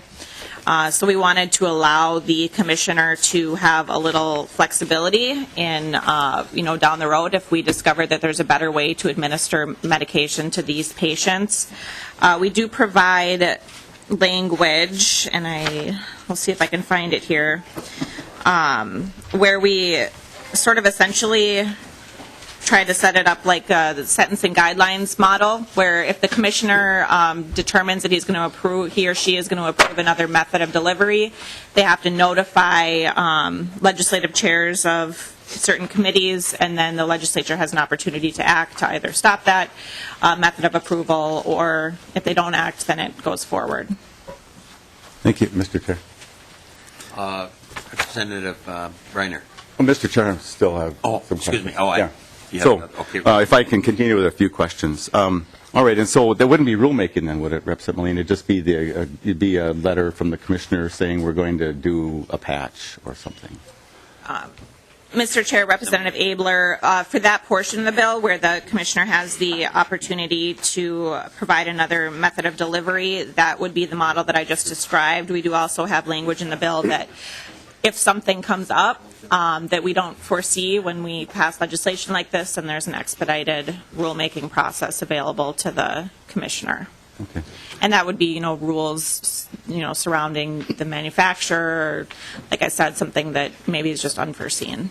Okay, Mr. Chair. Representative Abler. And then to page 2, where on the conditions, I'm grateful you actually had a limited list, and it seems to me the weakness of the medical marijuana in other states, this is medical cannabis, I guess, given that it's tinctures and extracts, has been in the just the very broad categories of who gets it. Pretty much if you just have a sore elbow almost, in some states you could pretty well get it, which I saw as a real weakness. And so can you discuss how you see that expanding, and the line 2.33, that if I have any uncomfort with the bill, which I actually plan to support today, it's that kind of latitude. And I know our current commissioner would be pretty restrictive in that, but if Representative Rukavina would, for instance, become the health commissioner, that would be an interesting thought. So if you can just give me some comfort, Representative Melin. Mr. Chair, Representative Abler, I think that these are the conditions that have been, 21 states have medical marijuana, so we do have sort of observational research coming out of those states, although I think this is a stronger model. There's reporting requirement and data gathered by the department. But, being that we have 21 states with medical marijuana, and some of them have had it for well over a decade, and we also have medical research coming out of other countries, and these are the conditions that have been shown to respond well to that treatment, which is why they're outlined in the bill. One example I use for why I think it's important to have the flexibility to allow the commissioner to add another condition is we've seen a lot of testimony this session from kids that suffer from seizure disorders. Back in 2009, when a medical marijuana bill passed and was vetoed at that time, even in 2009, we were unaware that children responded so well to treatment for seizure disorders from medical cannabis. And so it wouldn't have allowed the flexibility to add conditions such as that, that we didn't know at the time responded to that, unless the commissioner had that sort of ability. So, I think allowing for that flexibility, especially as they gather more research and studies, that, down the road, if we discover there's another condition that responds well, the commissioner has the ability to add that condition. Thank you, Mr. Chair. I'll just do one more question, then later I'll ask the Department of Health to come down. On line 2.33, again, the way it's phrased, it says any other medical condition or its treatment approved by the commissioner. Do you have to have the phrase or its treatment? Because that to me seems just unclear. And can you tell me why it was drafted that way? And maybe you just mean any other condition. And so you can. Do you have an answer, or do you want to think about that? Representative Melin. Mr. Chair and Representative Abler, I guess I don't have a real clear answer at this time of why the or its treatment would need to be approved. Yeah. Because, Mr. Chair, just and maybe this is some work for the floor, because you already cover, Representative Melin, you already cover on the first page any methods that you need short of smoking. And I think that treatment on line 233 might refer to kind of methods, so you maybe don't need that. That would just make it clear what you're intending and just allay my concerns. So, Okay. thank you very much. Thank you. Okay, Representative Briner. Thank you, Mr. Chair. Representative Melin, first of all, I want to thank you for all the work you've done this weekend, especially on the issue around the clinical trials language and the legislation last Friday, and moving to the patient registry and the observational research model. I think that's a really strong move for this bill. But I'm very interested in more information about the research and how it might proceed beyond the collecting of data, and maybe you can give me more information on that, or maybe the department is the right body to answer. But Representative Melin. Thank you, Mr. Chair, and Representative Breinart. I think the department would probably be able to answer that better, and it sounds like Representative Abler is going to want to hear from them as well. Do you want them to come down now, or did you want to delay or wait until they're down with? We can have them come down now. That's up to you, Mr. Chair. Okay, why don't we take care of the question now? Is the spokesperson for the department present?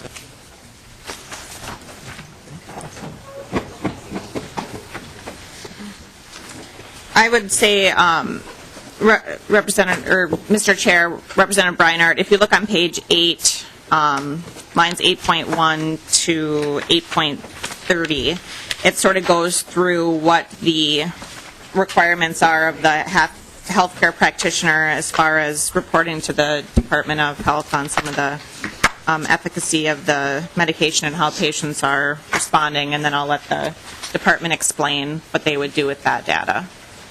And if you could identify yourself for the record, and did you hear the question? Yeah. Mr. Chair, I'm Ed Ellinger, the Commissioner of Health.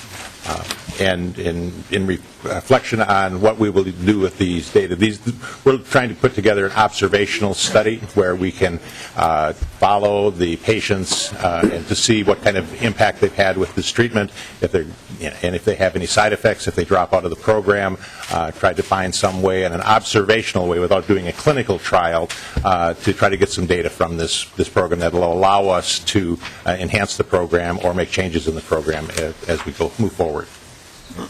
President Brenner. Mr. Chair, Commissioner, and maybe you can't answer this yet. This has been moving very quickly, but I'm curious about how the department will put in place the mechanisms, either in partnership with the medical community or the research community in the state, or through its own structure, the mechanisms to do the data analysis because there'll be quite a wealth of data coming into the department. And I think the value of this bill is that we're going to do something with that data. So I'm curious about that and how it might look. Mr. Ellinger. Mr. Chair, Representative, we are in consultation with the University of Minnesota and with Mayo Clinic and looking through the research on how to do observational studies for medical marijuana. We are trying to set up the monitoring systems. We will be looking at the databases and the IT infrastructure that will be needed to collect that information. And we're looking at the best practices from the university researchers and from Mayo Clinic researchers on putting this together. The detail, as you mentioned, this is a big undertaking. It's a thing that we've not done in quite the same way before, so we really want to do it well, and we are getting some consultation with that. Okay, Representative Kumar. Thank you, Mr. Chair.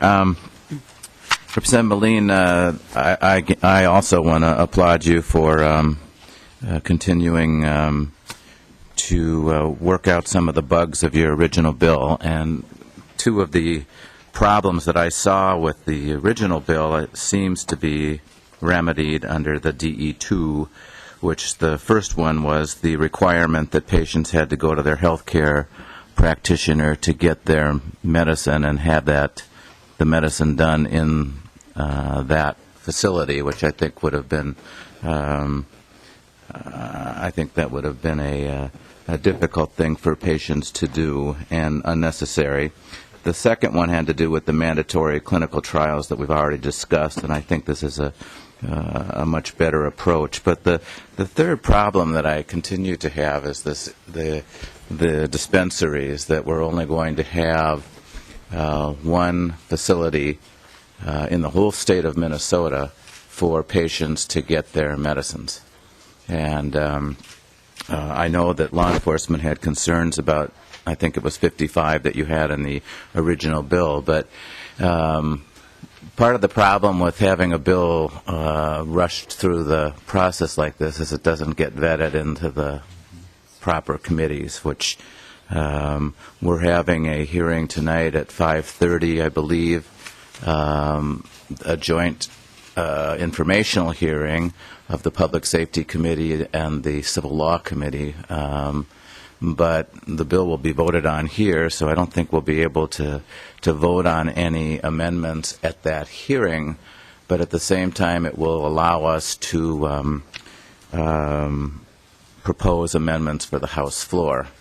So this being the Fiscal Committee, I'm wondering if there is a way to even extrapolate what the cost might be if we expanded the amount of dispensaries to at least to fit the judicial districts in the state of Minnesota, so that people did not have to travel so far to get their medicine.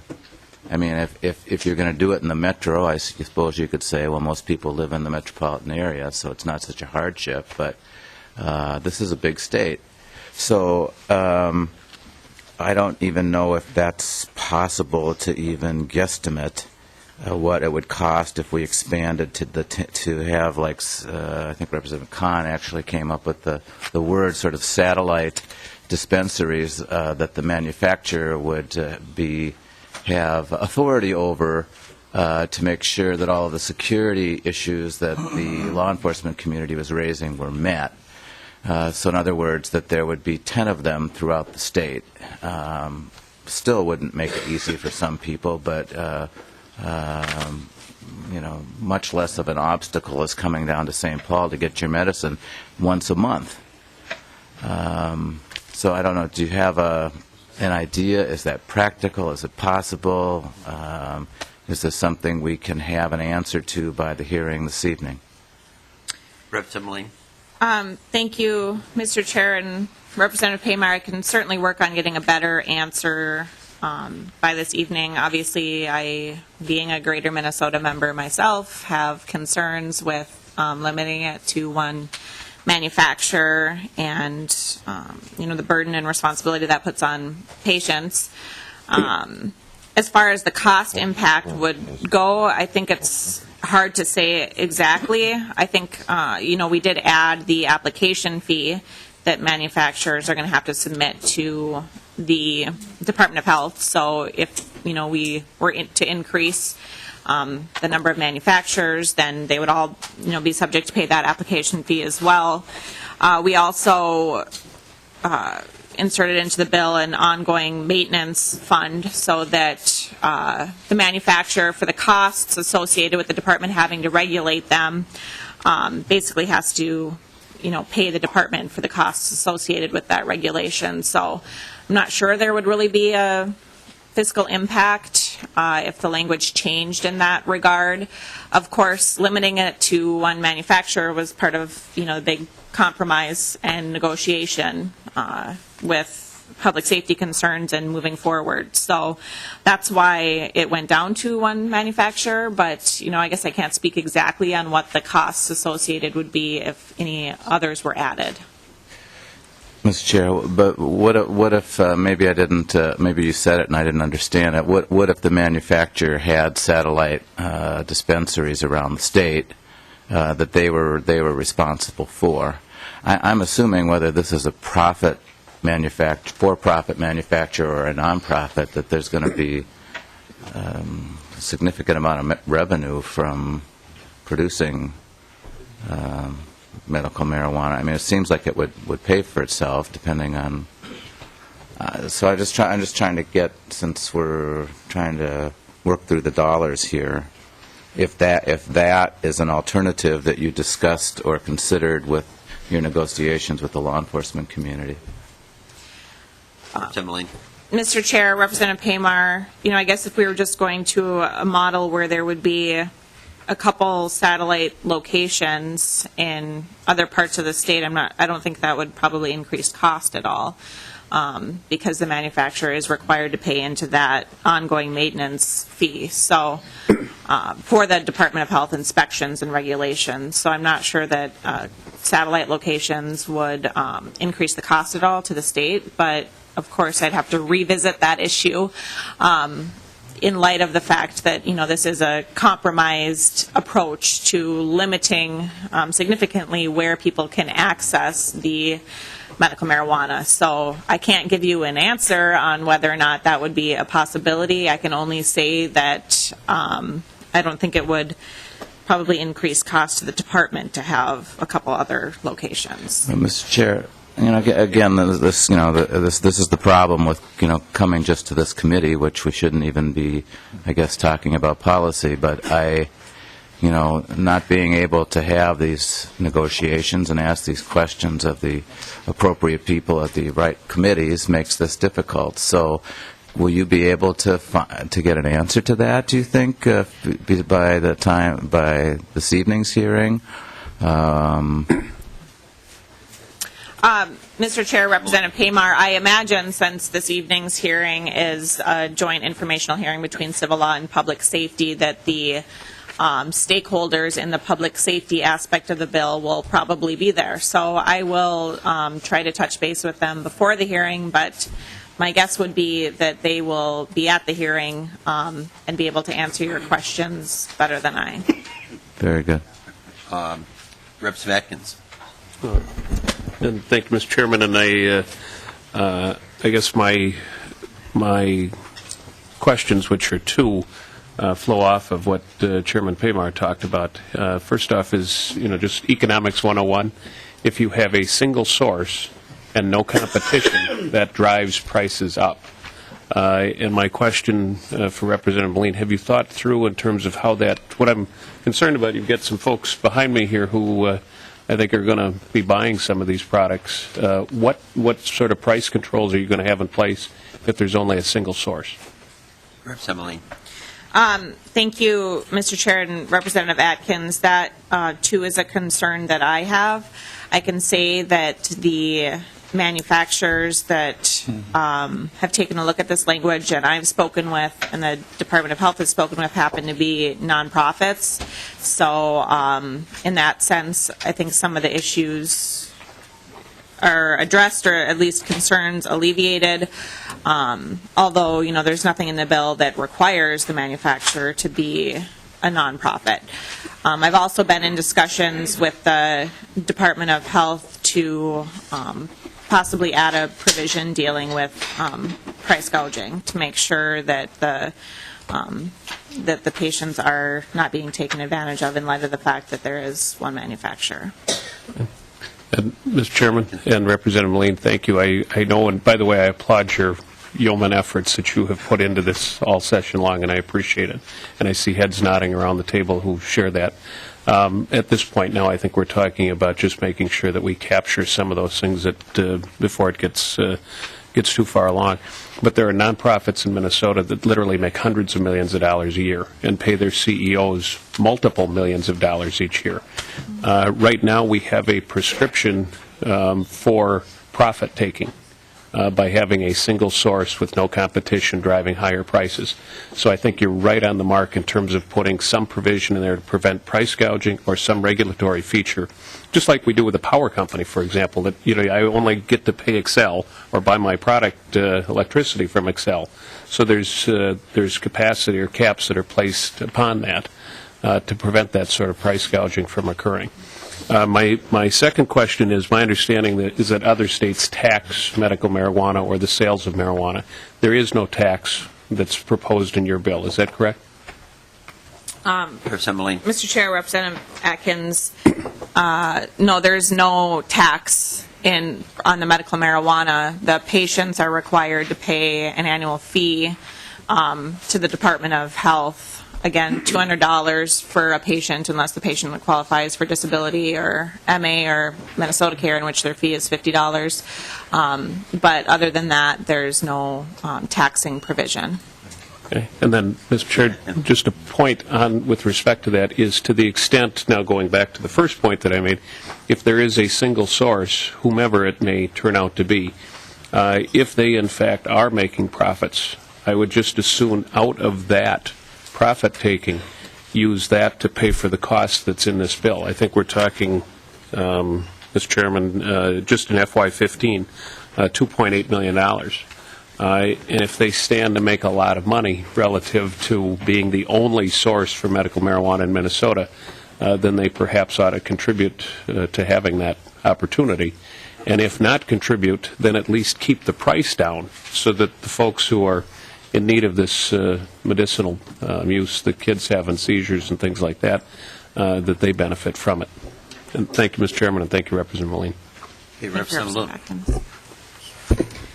Thank you, Mr. Chair, and thank you, Representative Melin. I have a few questions, and some related more to the fiscal aspects and some a little bit to the bill, because I know, I'm on the Rules Committee, so we heard a bit about your bill and some testimony on Friday, but some changes have been made since. So I just want to make sure that I'm clear on what you're proposing today. First, with regards to the fiscal note and the fee for participation in the research and access to the medical cannabis, how was the determination made that it looks like it's estimated about half of the people that would be enrolled in the registry would be $200, so assuming not either on medical assistance or low income, and about half would be. Do you know if that's the experience of other states, that it's been roughly that split, or I'm just wondering how those numbers were reached? Representative Melin, it looks like, if you'd like to answer, but also it looks like Mr. Greenman from the department may be moving toward the table. I don't know if that was his intent or not. If it wasn't, I guess you are now. But you're one of the people that did work on the fiscal note, so whichever one of you wants to answer Representative Loon's question. Mr. Greenman. Mr. Chair, Representative, one of the challenges with this fiscal note is not having a lot of experience running a program like this.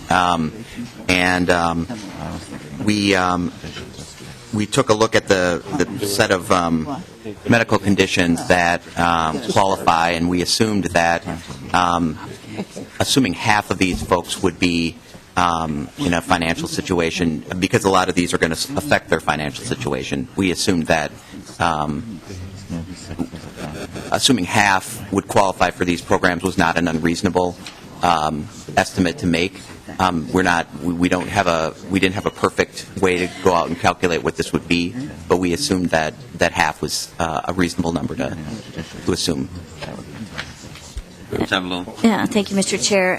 Thank you. So, again, when you say, it may very well be reasonable, I don't know. I guess I'm just asking you how you reached that conclusion. Was that the experience? I noticed you've got some comparative numbers from Arizona.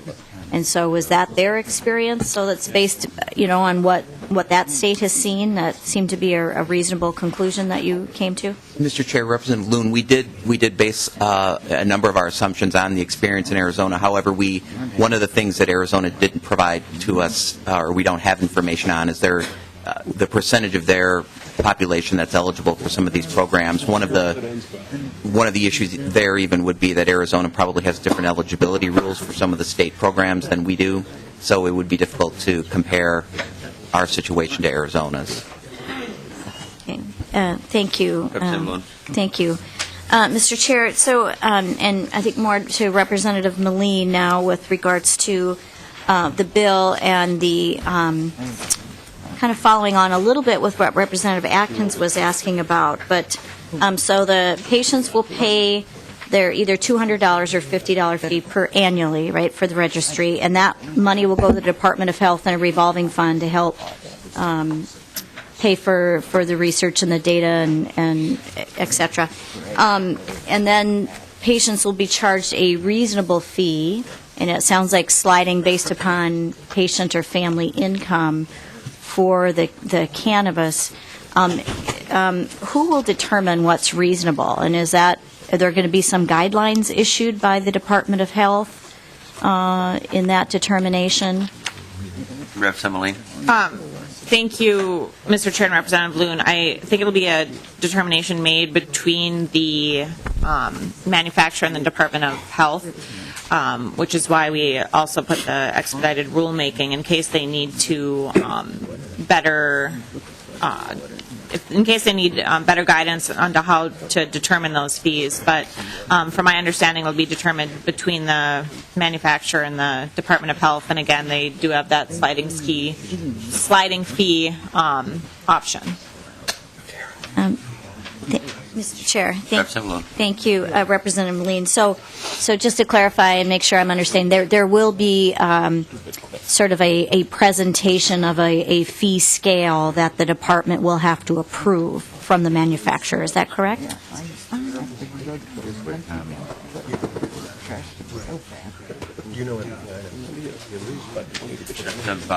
Mr. Greenman.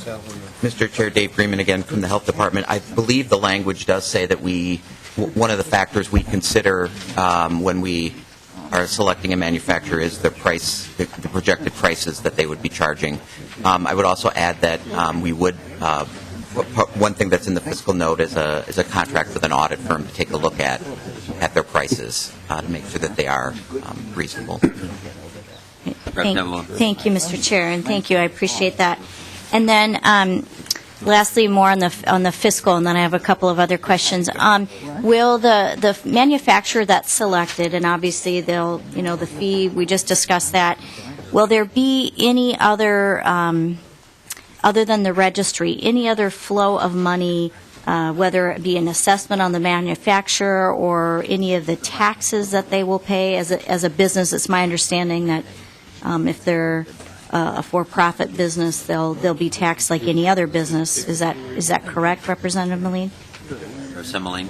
Mr. Chair and Representative Loon, I think that there are questions surrounding that.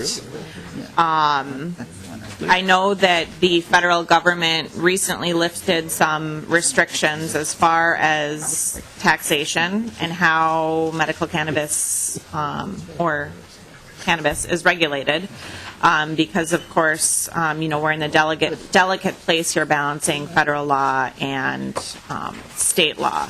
So right now the assumption is that there isn't taxation. It is also medicine, which, in Minnesota we don't tax medicine, which is why I think that we, stayed away from specifically laying that out in the bill. But right now, as it's stated on the fiscal note, there's no anticipated tax revenue. Thank you, Mr. Chair, and thank you, Representative Melin. All right, well, I just have a couple of other questions, and it's more related to the relationship of the health practitioner to referring patients to the registry, and that I'm not quite clear on. Generally, if you go in to see a doctor or a nurse or a physician's assistant or something, and you have a condition, a doctor will prescribe perhaps a specific medicine or a pharmaceutical per their diagnosis. And so in reading the bill, it sounds like the health practitioner must certify that the patient has one of the medical conditions that qualifies for the ability to access the registry of medical cannabis. But is that the same as the physician or health practitioner recommending the use? And is there any liability for those medical practitioners in this? I mean, is this an instance where they're placing or allowing someone to be placed on the registry covered by any malpractice that could possibly erupt from this practice? Representative Melin. Thank you, Mr. Chair and Representative Loon. And again, this is where we're in the delicate balance of federal law and licensing issues. So from my understanding, doctors, medical practitioners are licensed federally, and that license prevents them from writing what we would traditionally think of as a prescription for medical marijuana, because medical marijuana is a violation, it's a Schedule I drug under federal law. And so that's why we can't allow doctors or practitioners to write what we would think of as a prescription for medical marijuana. So the way that it's set up is they certify that the patient has one of the qualifying conditions set forth in the bill, and that patient then brings the written certification to the Department of Health, and they're enrolled into the patient registry that way. We do have language in the bill regarding civil and criminal liability protections for patients, for parents of patients who may be administering the medication, for state employees, and for practitioners. We also have some language regarding protections of employees who, we know that a lot of employers obviously have, drug policies and stuff where, you could potentially be terminated for using something like marijuana. So we have some protections in there that if you are a patient enrolled in the program, you have protections against any retaliation based on your status as a patient. So we try to get that language in the bill and cover all of our bases, but it's not the traditional doctor writes prescription, you go to the pharmacy, pick it up sort of scenario. Thank you, Representative Melin and Mr. Chair. And so, so with regards to the some immunity or some protections from liability, I mean, would the patient sign something with regards to entering into the registry that they aren't going to hold their? Let's say they go into the registry and the use of the medical cannabis doesn't work for them. In fact, they have a very adverse reaction. Are they signing something when they enter that? I'll call it experimental, but that kind of treatment that they are not going to hold their physician or health practitioner responsible for any adverse reaction they may have? Thank you, Mr. Chair and Representative Bloom. I knew we had it in the bill. I was just looking for guidance on where it was in the bill, and it's on page 8. That the practitioner provide the patient with information, including disclosure to all patients about the experimental nature of the therapeutic use of medical cannabis, possible risks and side effects of the proposed treatment, and a Tennyson warning. And I think the question was more along the lines of the patient signing a form, which I know is in there as well. If I could just have counsel remind me where in the bill it is.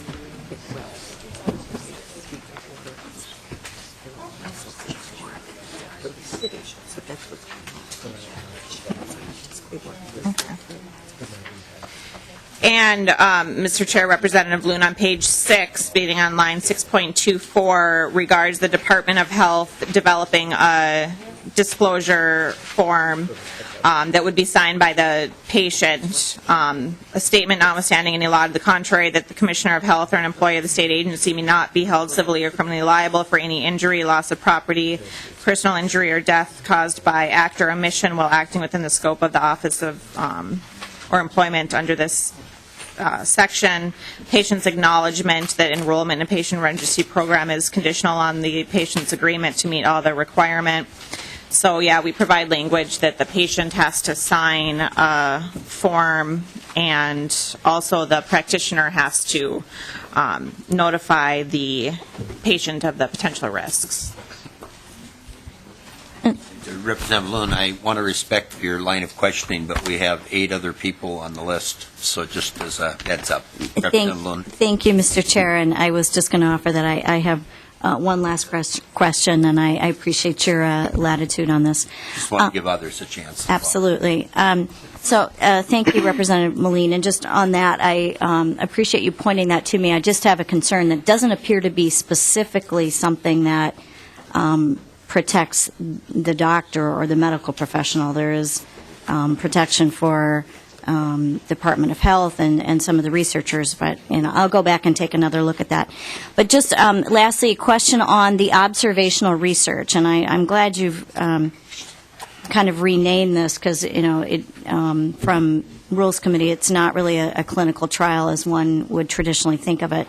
But will the research and the data that's being collected compare either symptom relief or improvement of the underlying condition through the use of the medical cannabis versus other forms of treatment? Is that some data that we're going to receive as part of the research component of your bill? Mr. Chair, Representative Loon, first of all, I want to bring your attention to page 11, bottom of the page, beginning on line 11.28. It does provide for the commissioner's staff, and any healthcare practitioner are not subject to civil or disciplinary penalties by the Board of Medical Practice or by any business, occupational, or professional licensing board. So I think that takes care of your concern regarding the practitioner liability.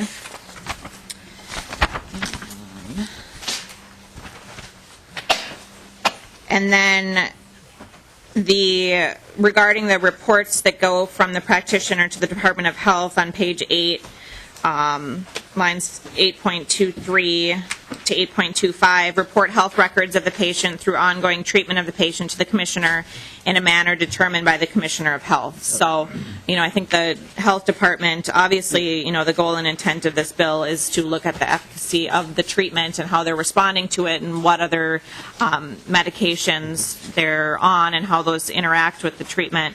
And so I imagine those rules will be promulgated by the commissioner, and then the practitioner, pursuant to this language, will be required to report that to the department so they're able to properly assess the data. Thank you, Mr. Chair. Thank you, Representative Melin. Representative Huntley. Mr. Chair and members, I have a question I'm going to ask for the Chair to answer or Mr. Marks later, but before I get to that, I just wanted to say that I like the fact that there's only one manufacturer, and I have no problem with the medical side of this issue. There'll be a few bad physicians around, but most of them will do exactly what they should be doing. The downside to the medical marijuana is having people grow it themselves in their backyards, and then you have diversion of the product to other people, and that will not happen here. So I really like that part of the bill. And in terms of the federal government has a manufacturer in Louisiana, one for the entire country, and maybe you ought to look at how they distribute what they do. Not very efficiently. Yeah, not very efficiently, but assume there's rules against diversion of the product. And then my question, Mr. Chair, is it looks to me like there's $4,352,000 of general fund money being spent over the next 3 years. And my question is, where's that coming from? And does it come out of my budget or not? Well, Representative Huntley, I'm not sure if it will be your budget after we adjourn. Unless you're reconsidering, but it is out of the general fund. But Mr. Marks? Mr. Chair, Representative Huntley, right now the calculation is in that other bills area, but there is a finite amount of money, so it comes from somewhere, but not specifically Health and Human Services. Well, Mr. Chair, the $4 million is pretty close to what we've got to give a raise to nursing homes, and it's pretty close to what we have for the raise we're going to give to hospitals. Okay, and by the way, you have a little history with this legislation, if I recall. I was the chief author one time, and I like I said, I support the medical into this thing. Okay, Representative Dean. Thank you, Mr. Chair. Representative Melin. Two quick questions. Number one, for the commissioner, is going to be given broad authority for both prescribing and dosing. Can you talk a little bit about how the prescribers are now giving up that authority to the department? Can you talk a little bit about how the dosing is going to be handled? So if I'm a patient, how are they going to determine the dosing and medication for me relative to a child or someone else or elderly patient? Who is going to make that determination within your bill as it's currently written? Mr. Chair, Representative Dean, the Commissioner of Health will be putting together a range of recommended dosages for each particular condition that qualifies based on existing medical and scientific research in that regard. And we do require under the bill that the manufacturer have licensed pharmacists employed on site in order to distribute the cannabis to the patient based on their the pharmacist's recommended, based on the recommended dosage that comes from the commissioner for that qualifying medical condition. Thank you, Mr. Chair and Representative Melin. So you're saying that the pharmacist would be the person who determines how much medicine to give a person?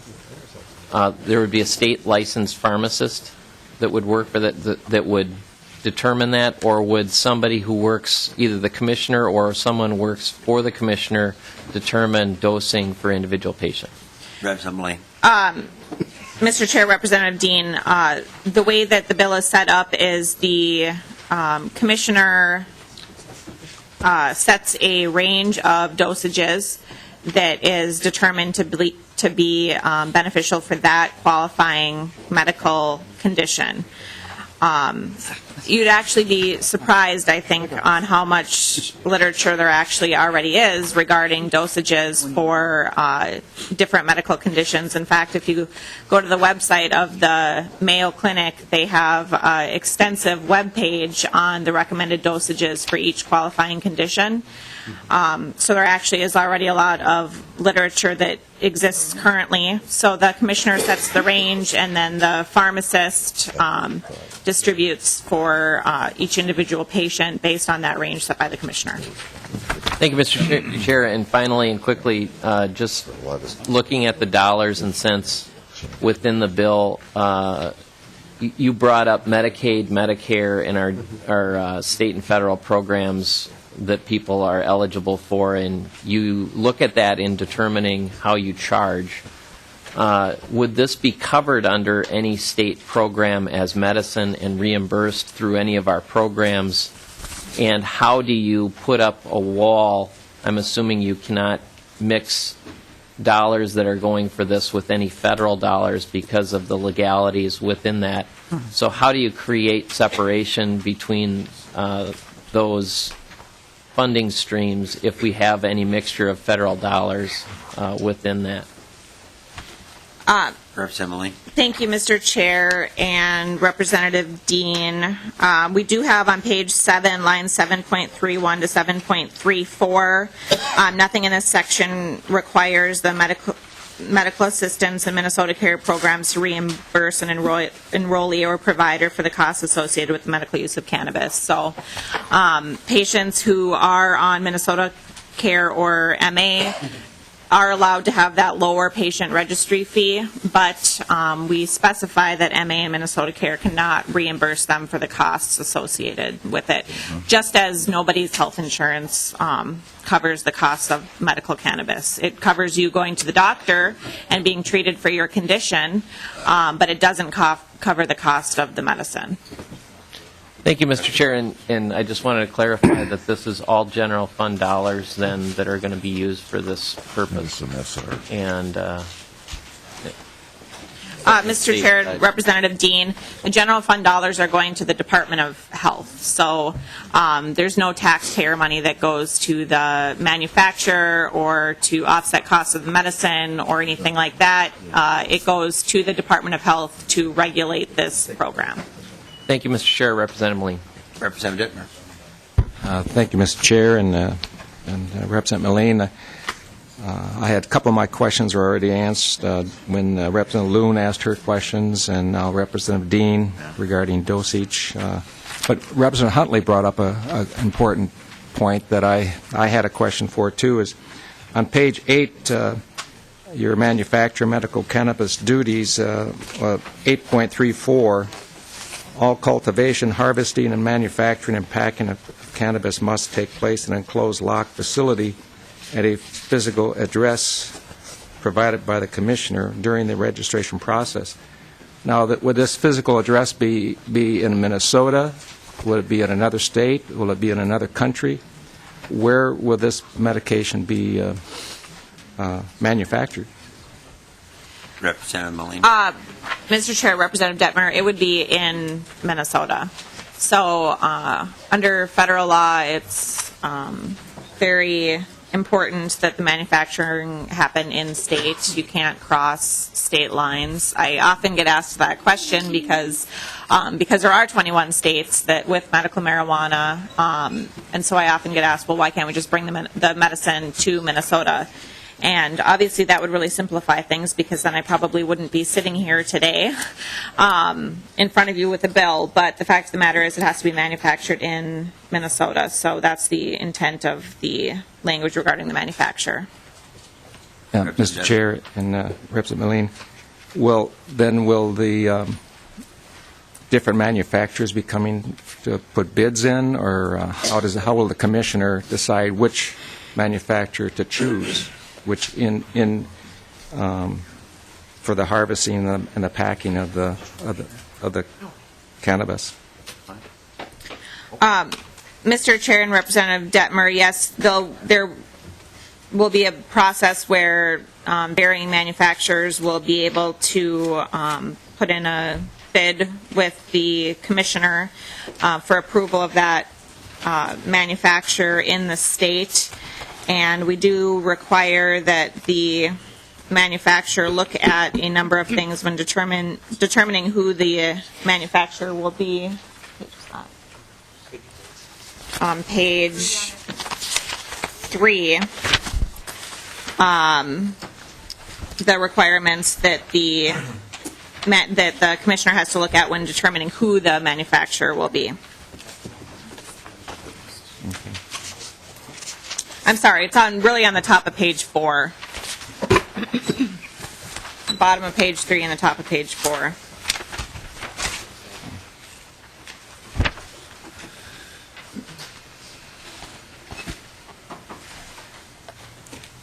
Thank you, Mr. Chair. Representative McNamara. By the way, just a reminder to members, we are set to convene the House at 11, so if you can keep your questions and comments brief, and also allow us a little time to get across the street. Where's Representative McNamara? Okay, you were on the list. I didn't know where you were sitting. Untraditional seating assignment, Mr. Chair. Thank you. I'm looking for you over there. Yes, yeah, I'm usually on your left. Today I'm on your right, but speaking from the left. Mr. Chair, I'd like to move an oral amendment on page 3, line 22. After the first 4, insert up to 6, delete the number 1. And that's my oral amendment. It would delete the one in-state manufacturer for the production and make the Commissioner allow up to 6. I'd like to ask Representative Melin. Representative Melin, I'm thinking after the word manufacturer, we could write or distribution, center, point, whatever. My concern is the ability to reach these folks that are in outstate Minnesota. And at the same point, I think this could put some competition in the market, and yet law enforcement certainly can handle 6 facilities, I believe. But it would allow, there's the hearing later this afternoon in the appropriate committees. They can't offer an amendment, so I thought it would be appropriate here. I think it would be some cost savings to address Representative Huntley's concern. I think there's an opportunity. It would drive down the price, have more people paying taxes. And I'm wondering, Representative Melin, would you like the word "or distribution" entered after manufacture? Representative Melin. Well, Mr. Chair and Representative McNamara, just to your oral amendment, I mean, I think, I'm obviously in agreement with you personally. My original bill allowed for 55 locations, so for me to go to 6 would obviously be something I would be open to. Unfortunately, this has been a tremendous balancing act between the interests of public safety and law enforcement's concerns and patient access.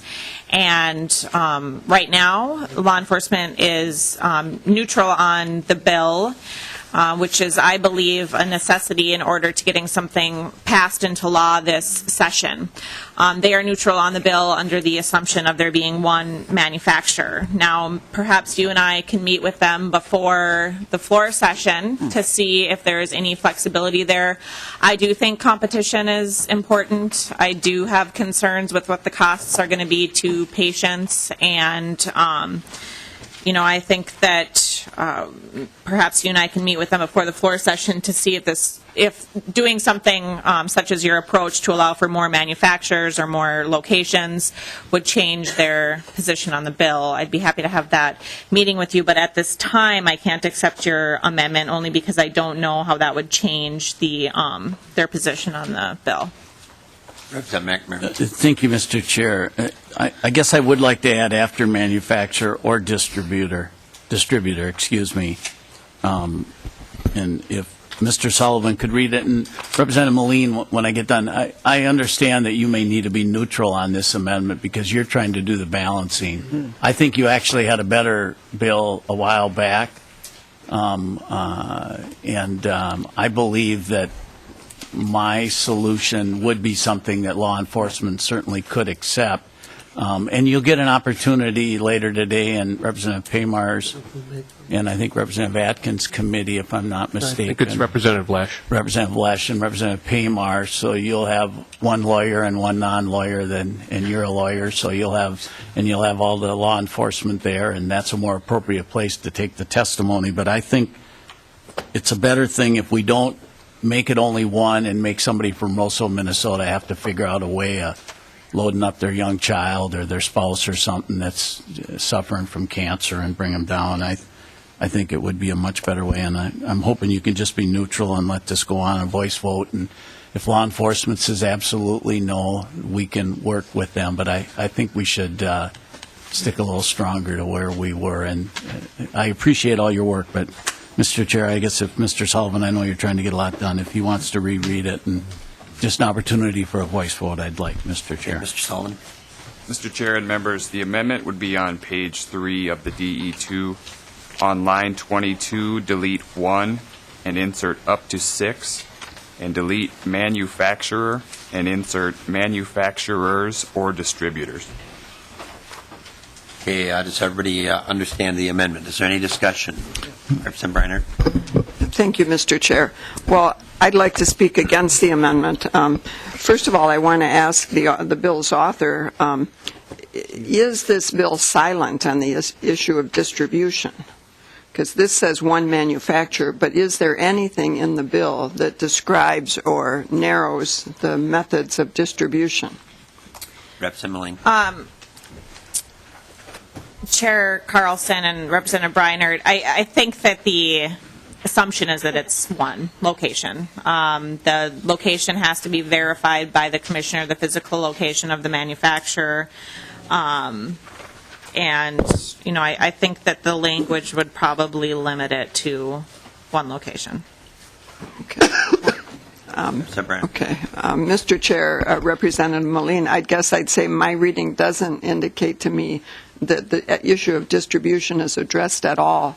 And I think we open an issue here that we don't need to open. If having 6 manufacturers is a quite different issue, and I think much more volatile in terms of the agreements around the bill than the distribution question. So if this bill is indeed silent on distribution, I suggest that the issue of distribution can be addressed in the implementation process independently of the manufacturer. So I don't support this amendment. The amendment process as we move on. Any further discussion on the amendment? Chair, the point that Representative Breinert raises can be addressed as we move on and refine this amendment. So I don't think it's a problem. I think we're better off going forward with this language and say that that's what our intention is, than just hoping to chance. Any further discussion? Mr. Chair, I would just urge you to support the McNamara amendment. We can again take testimony this afternoon, and then if there's a fix that needs to be made on the floor, we can do that. Yes. Commissioner, you came forward. Did you want to comment on this particular amendment? Ed Ellinger, Commissioner of Health. Related to this issue, there are 2 separate issues, the manufacturer and distribution. Yes. Having more than one manufacturer would create several issues. One is cost, and the other is the quality of any data that we would collect. Wherever you're growing the product, it'll be different from one location to another, from one climate to another, so that the product would be different depending on where it's created. And for us to really evaluate the quality, the content of each of those products would increase the cost. The distribution is another issue. Similarly, if the product is different in each of those manufacturing locations, the observational trial would add a level of complexity and would really decrease the kind of information we'd be collecting from our patient registry and our monitoring system. Thank you. Representative McNamara. Just to that point, Mr. Chair, and Commissioner, you're the one that's why I put up to 6. If you only want one manufacturer, that's your call, and if you want to have a couple distribution points, you can. If you feel that's the right way, but you can allow it, and you're the professional at it, and I'm a landscaper that wants to give you the flexibility, so I'm with you. Let you retire. I am. Just tired. 2 issues. Any further discussion on the amendment? Okay, seeing none, then all those in favor signify by saying aye. Aye. Opposed? No. I think it just passed. Motion carried. Division. Division has been called for. All those in favor, please signify by raising your hand. Will of the committee support the offer? Carly wants to know. She said the will of the committee. No, I don't think you want to change it at this point. Okay, opposed? Not in this. Oh, I'm not thinking that. The egg policy chair on the There we go. That's it. Oh, no, I'm a no. But they're separate issues. Yeah, I think one side was a little louder than the other. I do have my hearing aids in. Literally. So it's we had 11 yes and 17 no, so the motion fails. But I think for the benefit of members, Representative Melin offered to continue that discussion. I think the concern was whether this would create a problem with the compromise with law enforcement. So maybe that discussion can take place and we can see where it is with the informational hearing that's scheduled for later today. Representative McNamara. Representative Mary. Mr. Chair, I'll be real quick because I know we're pressed for time, but just a thought, particularly for the Commissioner to hear. Perhaps at the next discussion, the committee could discuss ways in which the Commissioner can come back with, some kind of study, reflection of the efficacy of moving in this direction, assuming that we don't move in this direction. Because clearly, I think what you're seeing here is a real struggle about, what is the right, balancing of issues here. And part of that is we're trying to make that decision to some degree, with a dearth of information. And so I think for the perhaps some language, regardless of what we do, providing information back to this legislature about the efficacy, the pros and cons of moving in this direction or doing this direction, or even evaluating if we adopt this direction would be appropriate. Okay, thank you. Representative Anderson. Thank you, Mr. Speaker. Representative Melin, I'm looking at subdivisions 2 and subdivisions 11. And what I'm seeing here is in one section it says that it doesn't permit a person to engage in or prevent the imposition of a civil, criminal, or other penalties for certain actions. Maybe they're driving a school bus under the influence.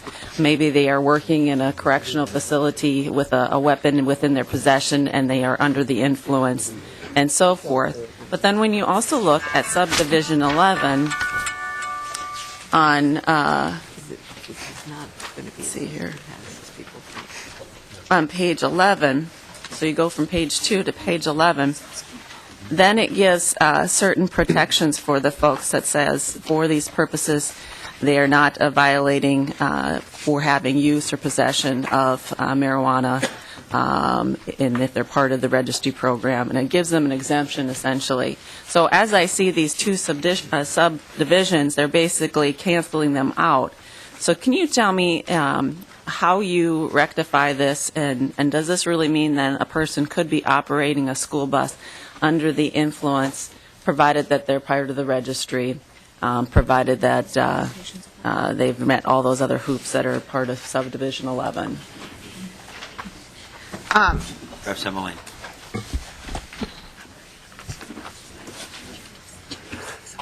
Yeah. Thank you, Mr. Chair and Representative Anderson. The 609A, the criminal statutes, already prevent people from operating motor vehicles when they're impaired.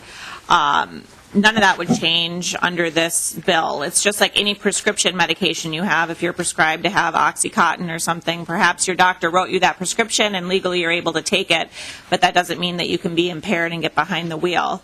And that wouldn't be any different under this language. Driving impaired, operating any sort of motor vehicle impaired would remain illegal under current law. Well, Mr. Chair and Representative Melin, then can you tell me the circumstance in which subdivision 11 would apply? Can you give me 3 examples of where subdivision would apply and that an individual that had was either using, or they were under the influence or possessing medical marijuana, what would that allow them to do?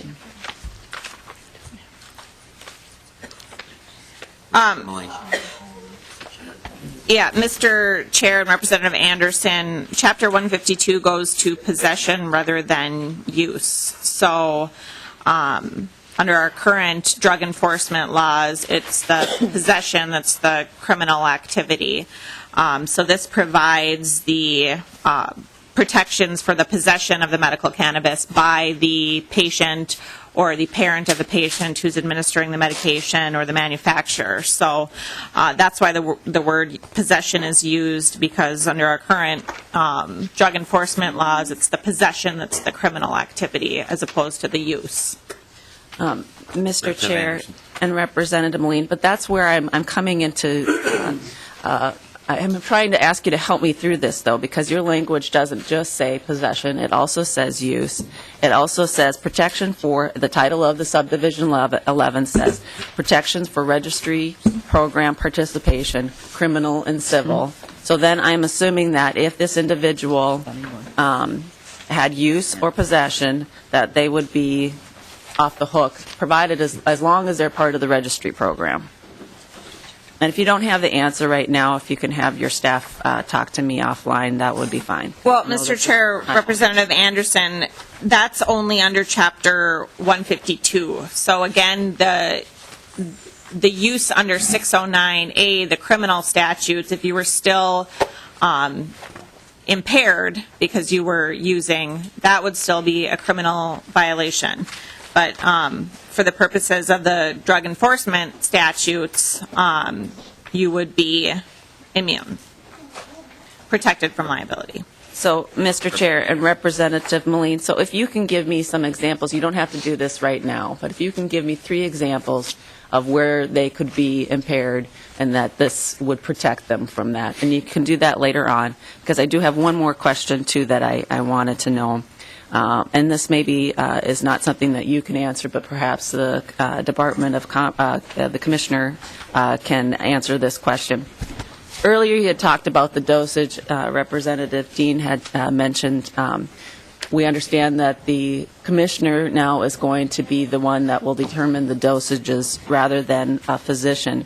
So does this mean that rather than, the typical situation where you go into your doctor and the doctor says to you, here's the dosage that you should take, they base that off of what your medical history is and what your interactions have been to other drugs that you maybe have tried. Does the Commissioner have that data to know what your interactions have been, all the other medicines that you're taking, and then also, if I understand correctly, the language that we have in this bill doesn't have any liability for the Commissioner if he gets that wrong and something bad happens. I assume that family, if their child takes something and it's more than what they should have, or it's a negative drug interaction, I'm assuming that family has no recourse against the Commissioner if their child gets seriously ill or worse. Can you kind of talk through that piece for me, please? Why should they? Mr. Chair and Representative Anderson, what the practitioner reports to the Commissioner is partially going to be determined by the Department of Health. So if that means what other medications the patient is on, how the medical cannabis is interacting with other medications that the patient is on, that certainly is information that will be going from the practitioner to the Department of Health. Now, those are protected records. It's not something that goes to the manufacturer or is distributed to be used in a manner other than what's prescribed. But again, the pharmacists who are employed by the manufacturer are the ones that would be determining that dosage for the patient based on the range provided for by the Commissioner. Okay. And, Mr. Chair, one quick follow-up. If I understand this correctly, then the manufacturer, we don't have a designation as far as how many pharmacists they need to have on hand, but we do know, at least by the fiscal note, that we're expecting 5,045 people each month that will be asking for this dosage. Do we know is it prescribed in your bill, and I just missed it, that says that the manufacturer has to have a ratio of how many pharmacists given the 5,045 number, so that we're making sure that they're doing due diligence to look through this and making sure that people aren't getting wrong dosages that end in serious consequences? Mr. Chair, Representative Anderson, we don't prescribe in law that they have to have a certain amount of pharmacists, but we do state in the bill that it's only the pharmacist that can distribute it to the patient. So I think obviously if there's 5,000 patients, it would be in the manufacturer's best interest to have more than one there. I'm not sure why they would have only one, being that they would be handling 5,000 patients. So we don't require that they have a certain amount. We just require that it's a licensed pharmacist that provides it to the patient. Okay, we have two more people, and the clock is running, so I'll recognize those two. One is Representative Mahoney, and then Representative Abler indicated earlier he had a question of the Commissioner, but if that could be brief. Representative Mahoney. Thank you, Mr. Chair, and Representative Melin. I think you know how I feel about your bill. I wish it was a bit more expansive, so I'll just leave it at that. My question, though, comes in many jobs in today's world, you have to take a drug test. And some of the conditions in your bill that are enabled by your bill to use medical cannabis, you could still do, and we'd have to take a drug test. I don't know that you've likely had conversations with HR people, but that might be a place in the next short period of time you have, is how that would work out. Because drug tests are so predominant in today's employment field that it is I mean, every construction worker has a drug test. Every temp person has a drug test. I could go on, there's at least a dozen off the top of my head. So something that you need to address before you get the program in place and then all of a sudden find out. So that's my only concern. And Representative Melin. Mr. Chair and Representative Mahoney, on page 12, there is language regarding the person's status as a patient in regards to employment, lines 12.11 to 12.25, and it says, unless a failure to do so would violate federal law or regulations or cause an employer to lose a monetary or licensing-related benefit under federal law or regulations, an employer may not discriminate against a person in hiring, termination, or any other condition of employment. So we did try to address that issue in the bill. And Mr. Chair, I understand in terms of someone who's already hired and being discriminated against, but in my career it was not uncommon for me to show up at 5 or 6 different job sites throughout a year, and work for a month or 2 months or whatever. And every one of those, you had a pre-hire drug test. And I believe under your bill, Parkinson's disease might very well be covered, and a variety, Crohn's disease and a couple of others. And I know construction workers that have both of those particular, not together, but have those particular affiliations, afflictions, and they would very likely be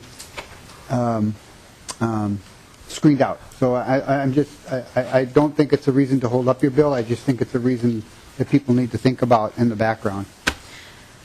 Representative Melin. Mr. Chair, Representative Mahoney, maybe we can work together to refine the language. I do think that the scenario that you're raising, we have the language that protect that. It says they can't be discriminated based on hiring either. They can't use the medical cannabis on site of the employer, and they can't be impaired, but they're protected against discrimination for purposes of hiring. Okay, Representative Abler and the Commissioner. Yeah, if the Commissioner could come down, Mr. Chair. And so just want to point out to the fiscal note, actually, he's going to be sued 7 times in the next couple of years, according to the fiscal note on page 7. So he's eager about that. But and so, to the process, just a comment. This is actually a really important bill. It's moved in a way that satisfies a lot of my concerns, and I appreciate that. Unfortunately, a lot of the issues will be worked out in hallway hearings and not in front of committees that can actually act. But at least I want him to go on record, if you will, testifying that he's comfortable or uncomfortable with this bill, and does he think that his department actually can do it? Commissioner. And briefly. Mr. Chair, members, we've certainly been working with the author and her staff on trying to get this bill to be in a place that we can comfortably implement it if that is the decision of the legislature and the governor to put this forward. Certainly we have some concerns. One of the issues raised is the dosing, and we are working, my reading of the bill based on this conversation is that there's not enough information about cannabis and its effect, the dosage, its drug interactions, that I could make a recommendation on the dosage, even on the range of dosage. My reading of the bill is that I can produce some information that is out there in the literature, but the decision is really made by the patient in consultation with his or her provider and with the pharmacist. That within what the knowledge base is out there, but there's no good, I would not be comfortable making recommendation on dosage, recommendations on drug interactions. That is more of an individual kind of thing.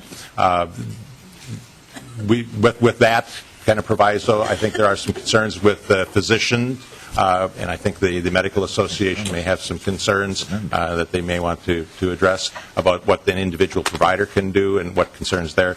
But with those provisions, if it's the will of the legislature and the governor that this goes forward, and it does go forward, we certainly will implement it. Thank you, Mr. Chair. And I just want to note that, just the obvious, but a lot of groups that would want to testify about this have not been able to. And so we'll have to, that's what you have representatives for, but it'll be the committee of the whole on the floor, whether it is or not. And I hope that those people with thoughts and interests will be talking to us from the physician side, et cetera. And I know Representative Melin has been very open to suggestions, and I commend her for her work. Thank you, Mr. Chair. Yeah, and Representative Abler, just as a reminder, at 5:30 tonight, there is an informational hearing. They will not have the bill in their possession, but I suspect as a result of those discussions, if there were meaningful needed amendments, then they could be offered on the House floor. Glad you're doing that. So I can't speculate on what that means. That's a good thing, Mr. Chair. Thank you. Yeah, and I would renew my motion that Senate File 2470, the first unofficial engrossment as amended, be recommended to be placed on the General Register. Any further discussion? Representative Khan. Yeah, well, Commissioner, I'd just like to say the frustration about no knowledge on dosage is totally due to the federal government's observed and the state government's observed laws on this. There's been no ability to do the kind of research that should have been done. Okay, any further discussion? Okay, seeing none then, all those in favor signify by saying aye. Aye. Opposed? No. Motion carried. Thank you, Representative Melin. Thank you, Mr. Chair and That members. meeting.